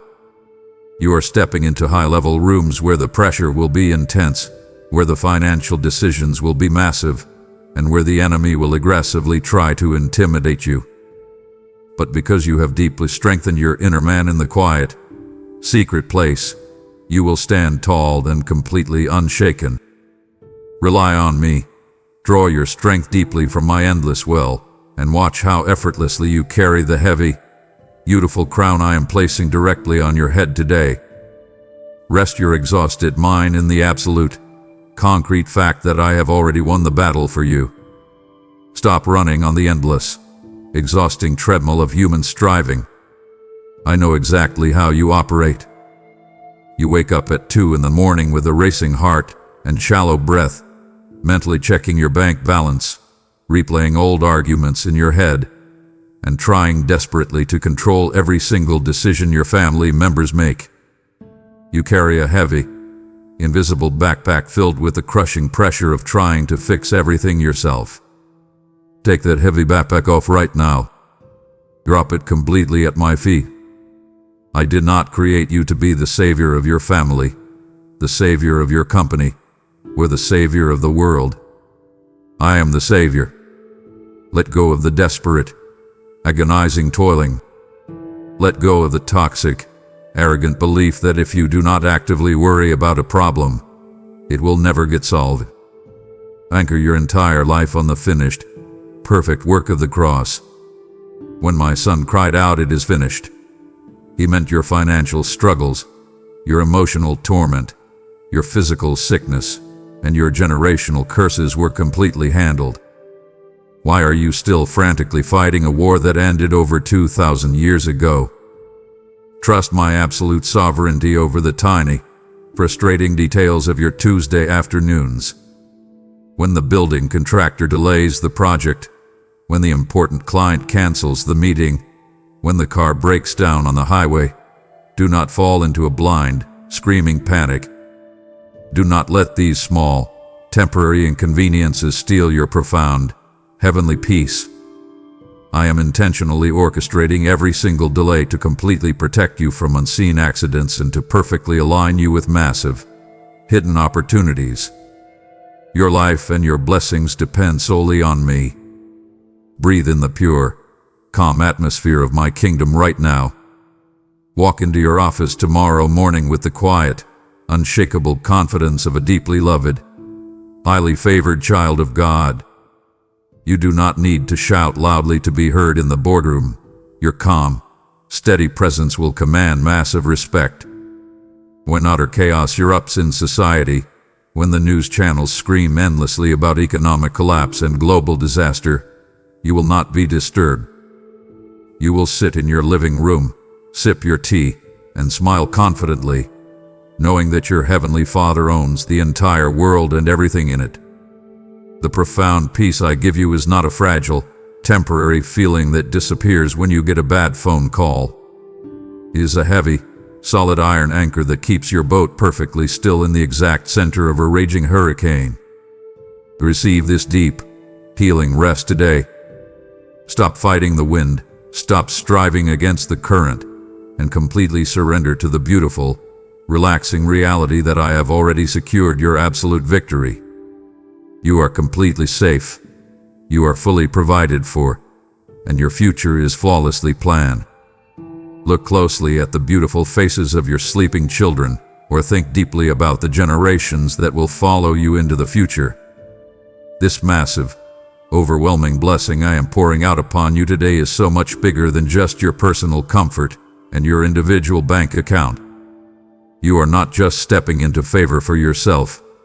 You are setting a brand new, golden standard for your children's children.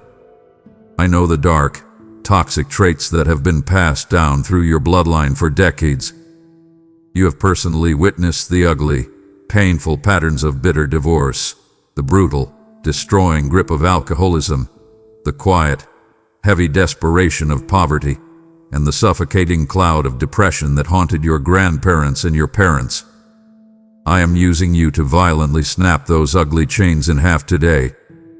You are the one I have chosen to completely change the entire family history. Leave a massive, unshakable inheritance of true faith and extreme favor. When your children grow up, they will not have to start from the absolute bottom of the barrel just like you did. They will stand firmly on your strong, victorious shoulders. They will inherit a clean, peaceful atmosphere in their homes because you did the exhausting, painful, terrifying work of breaking the generational curses today. Break the heavy, suffocating back of poverty for your entire lineage right now. You are moving your family name from the always struggling column into the abundantly blessed column permanently. I am giving you the deep wisdom to wisely invest your new wealth, the incredible patience to teach your children my laws, and the beautiful grace to show them what a healthy, loving, completely whole home actually looks like. Understand the eternal, staggering significance of this exact moment in your life. You are literally rewriting the spiritual DNA of your future descendants.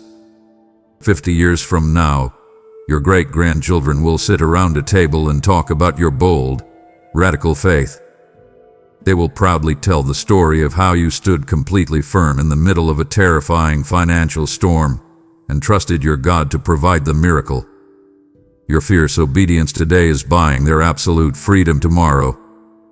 So when you feel bone-tired, when you want to give up and just settle for an average, mediocre life, think about the faces of those who are coming after you. You are aggressively fighting for their peace. You are fighting for their massive prosperity. Shield your offspring from harm's reach. Bar the entry of your home to ruin. Stand up tall, square your shoulders, and embrace this massive, generational responsibility with total joy.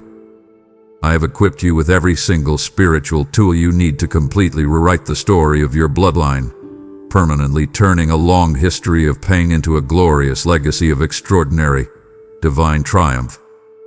You are rewriting the spiritual DNA of your entire bloodline, leaving a golden inheritance of unshakable faith and extreme favor. I invite you to seal this generational victory by planting a memorial seed that echoes into eternity. Every dollar you sow into this ministry actively rescues another family from the crushing, suffocating grip of darkness and despair. You are planting a majestic oak of righteousness today, and its deep roots will draw up living water for your children's children. Hear my voice decreeing over your home. The generous soul will be incredibly prosperous, and their descendants will be mighty on the earth. This is not a casual transaction. It is a sacred, divine covenant where your offering through super thanks, membership, or PayPal unlocks heaven's heavy floodgates over your household. Step into your magnificent legacy right this second. Click the PayPal link or the super thanks button below and release the generational overflow. We are so close to the finish line, my child.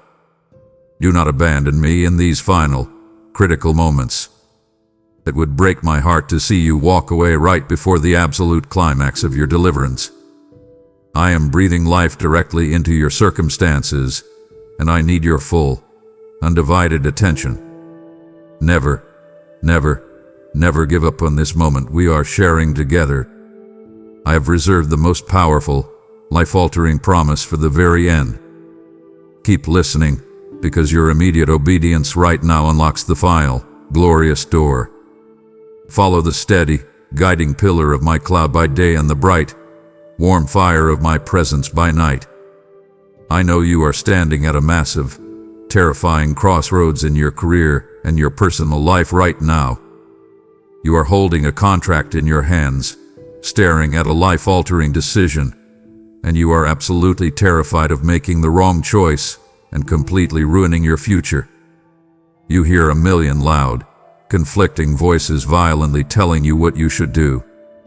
Your logical friends tell you to play it safe and stay comfortable. Your internal anxiety tells you to run away and hide. I command you to completely mute all of those confusing, toxic voices immediately. Tune your spiritual ear directly to my divine frequency. Listen closely for my clear, gentle voice saying, "This is the exact way. Walk in it." I will provide you the insight to triumph in every endeavor, Avoid the tempting, flashy shortcuts that only lead to devastating, painful dead ends. The world will offer you an incredibly fast track to wealth that requires you to severely compromise your deep integrity. A highly toxic relationship will disguise itself as a beautiful rescue boat to save you from your loneliness. Do not take the bait. The enemy loves to offer you a cheap, plastic counterfeit right before I deliver the priceless, authentic diamond promise. Trust the flawless, supernatural GPS of the Holy Spirit living inside you. When you feel that sudden, unexplainable check in your spirit, the deep, quiet warning in your gut that something is just not right, obey it instantly. Do not try to rationalize away my divine warnings using human logic. And when you feel that sudden surge of perfect peace about a terrifying leap of faith, jump without any hesitation. Marvel at the absolute, stunning precision of my divine appointments in your daily life. I am actively arranging the entire universe so that you will be at the exact right place at the exact right time. You will accidentally bump into the CEO who holds the ultimate key to your massive promotion. You will randomly discover the absolute perfect house for your family just minutes before it goes on the public market. These are not lucky, random coincidences. These are the highly calculated, brilliant moves of your Heavenly Father. Welcome to the realm of the supernatural. Relinquish your desperate, exhausting need to navigate your own ship. Take your tight, sweaty hands off the steering wheel right now. Let me chart the perfect course through these dark, foggy waters of uncertainty. I know exactly where the hidden, dangerous rocks are, and I know exactly where the massive, buried treasure lies. Relax your tight grip, lean back, and totally enjoy the beautiful, exciting journey as I perfectly and safely navigate you straight into the absolute center of your massive destiny. Take off that heavy, dark coat of sadness right now, my child. You have worn the spirit of heaviness for far too long, and it is severely weighing you down. I see exactly how you wake up in the morning feeling already exhausted, dreading the demands of your job and the endless list of problems you have to solve. I see the quiet, tense dinners where no one in your family speaks because the unspoken tension is too thick to cut. Your home has felt like a quiet, lonely waiting room, filled with a heavy air of disappointment. Today, I am completely changing the atmosphere of your house. I am taking away your heavy garment of despair and I am wrapping you in a beautiful, vibrant garment of praise. I am bringing genuine, ringing laughter back into your living room. The days of crying yourself to sleep in the dark are permanently over. I want you to understand that true joy is not just a temporary, fleeting emotion. It is a massive, indestructible weapon. When you choose to be joyful in the middle of a difficult circumstance, you completely confuse the enemy. He expects you to break down, to complain, and to surrender under the crushing pressure of your unpaid bills and your career setbacks.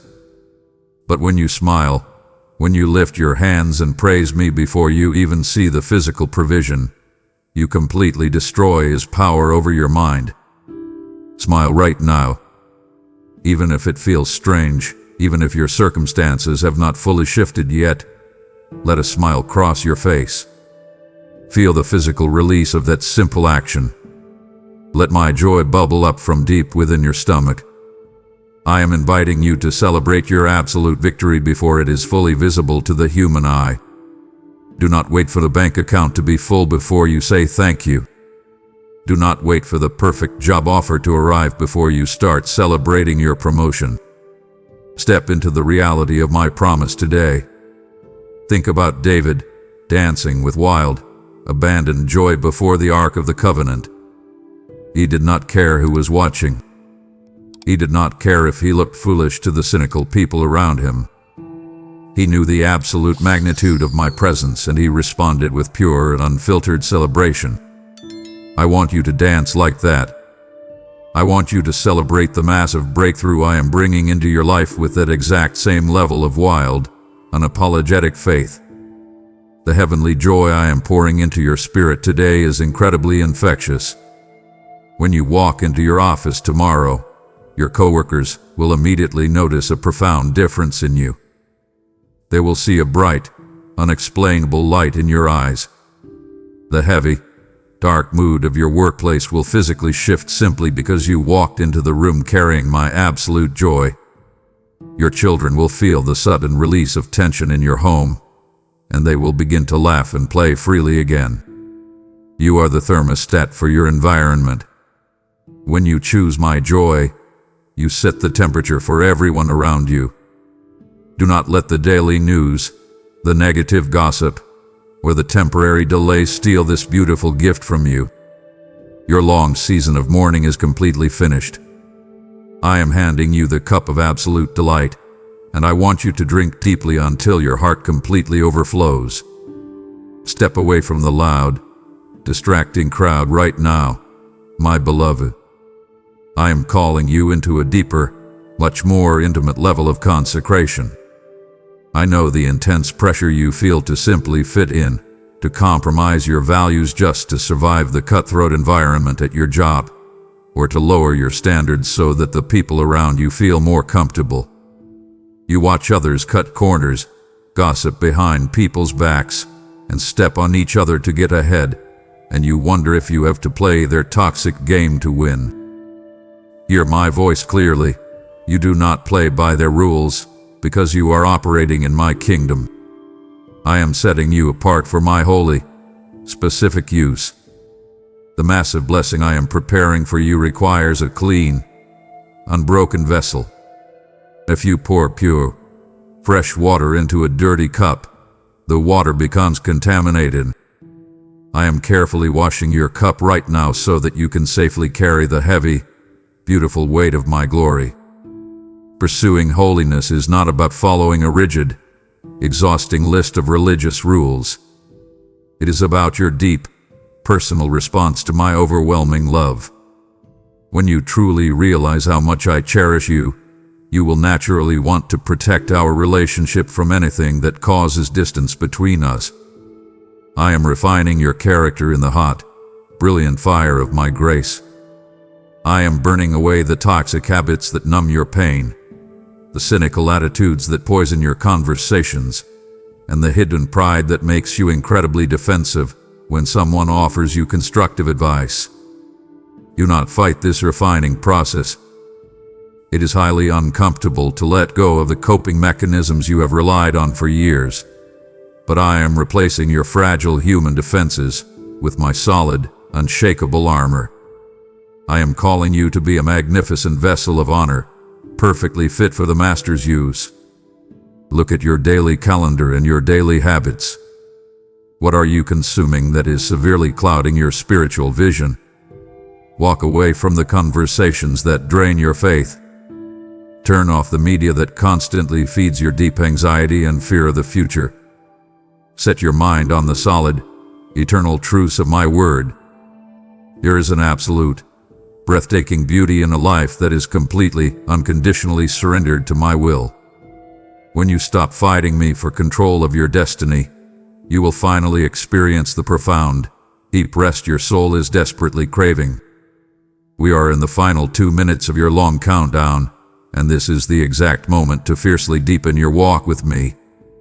Do not get sloppy right before the finish line.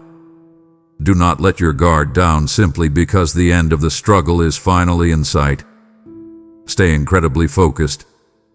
Keep your eyes locked completely on me.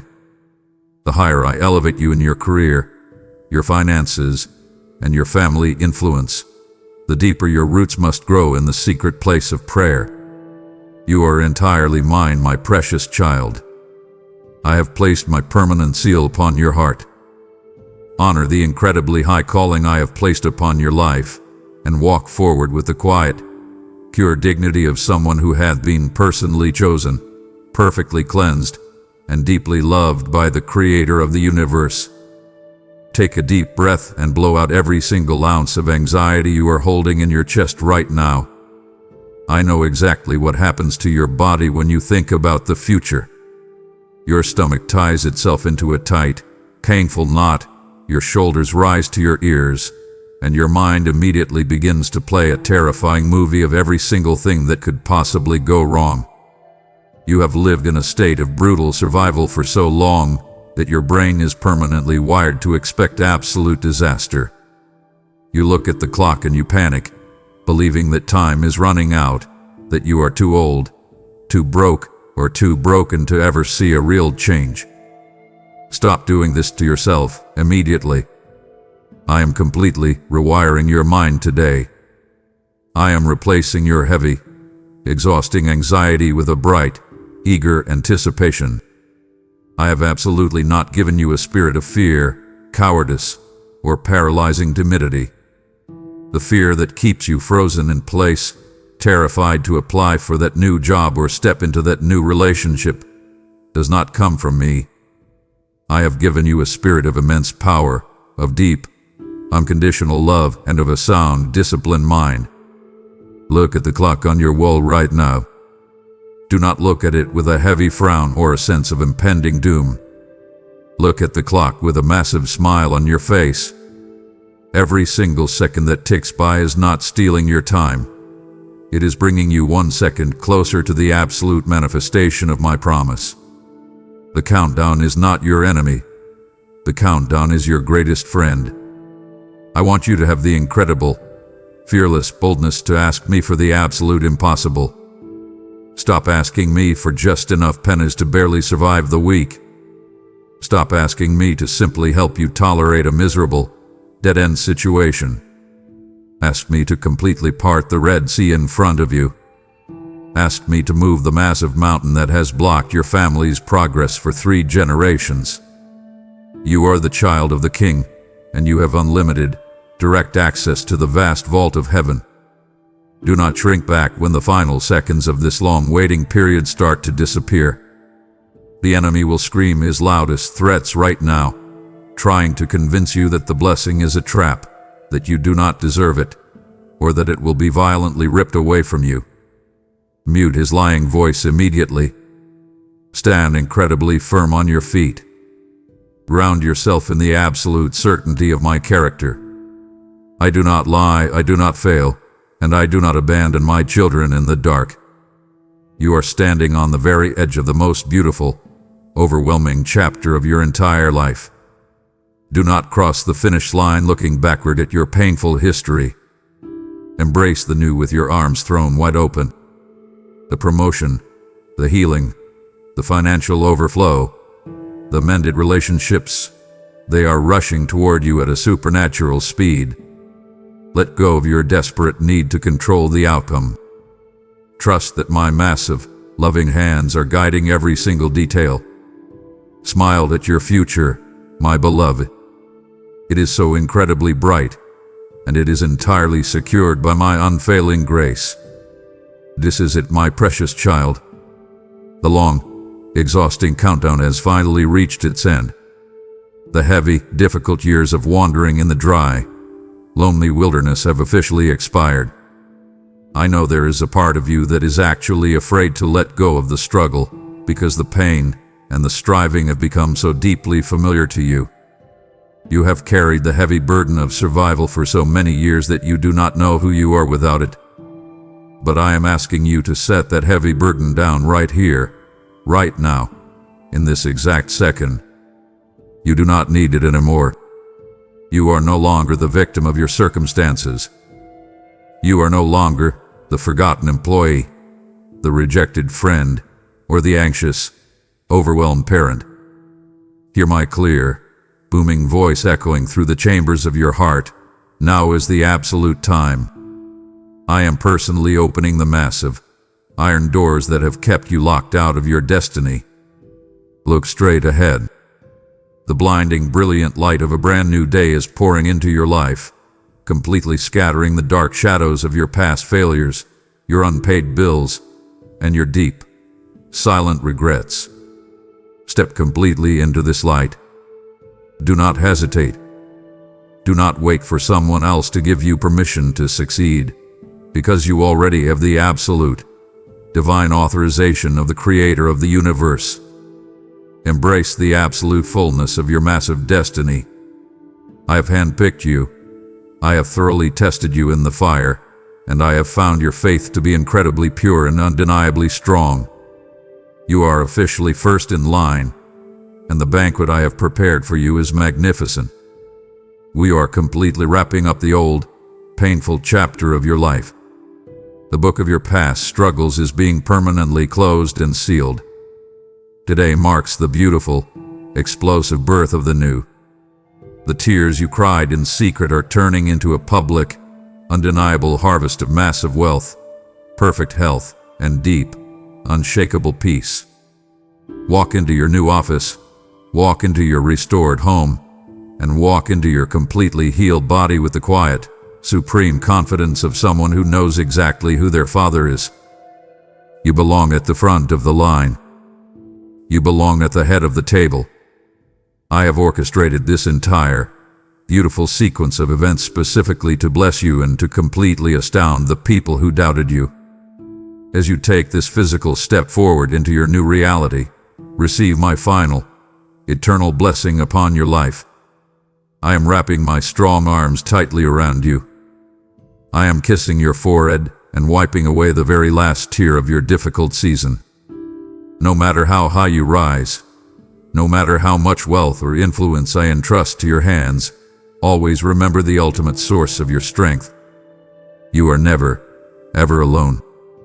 I am with you always, walking beside you in the bright sunlight, and guiding you safely through every single moment of your breathtaking new journey. Welcome to your beautiful promise, my deeply loved child. The wait is finally, entirely over. Step forward and completely possess the glorious land I have given to you. The long countdown is completely over. The iron doors are locked open, and you have finally crossed the threshold into your breathtaking promised land. Do not cross this glorious finish line empty-handed. Bring a joyful, heavy offering to the altar of your ultimate triumph. Your radical generosity right now ensures that the blinding light of this message continues to scatter the dark shadows for millions who are still waiting in the cold. Sow your heavy, golden seeds into this fertile ground, and watch as I send clouds laden with a special rain to water your massive, unending harvest. I declare over your life, bring the whole tithe into the storehouse, and see if I will not throw open the floodgates of heaven to pour out so much blessing that there will not be room enough to store it. As you give through a super thanks, a membership, or the PayPal link today, I will multiply your resources so rapidly that your cup will physically spill over onto the floor. Do not wait another second to seal your victory. Click the link in the description now, plant your bold seed, and fully possess your glorious land. Amen.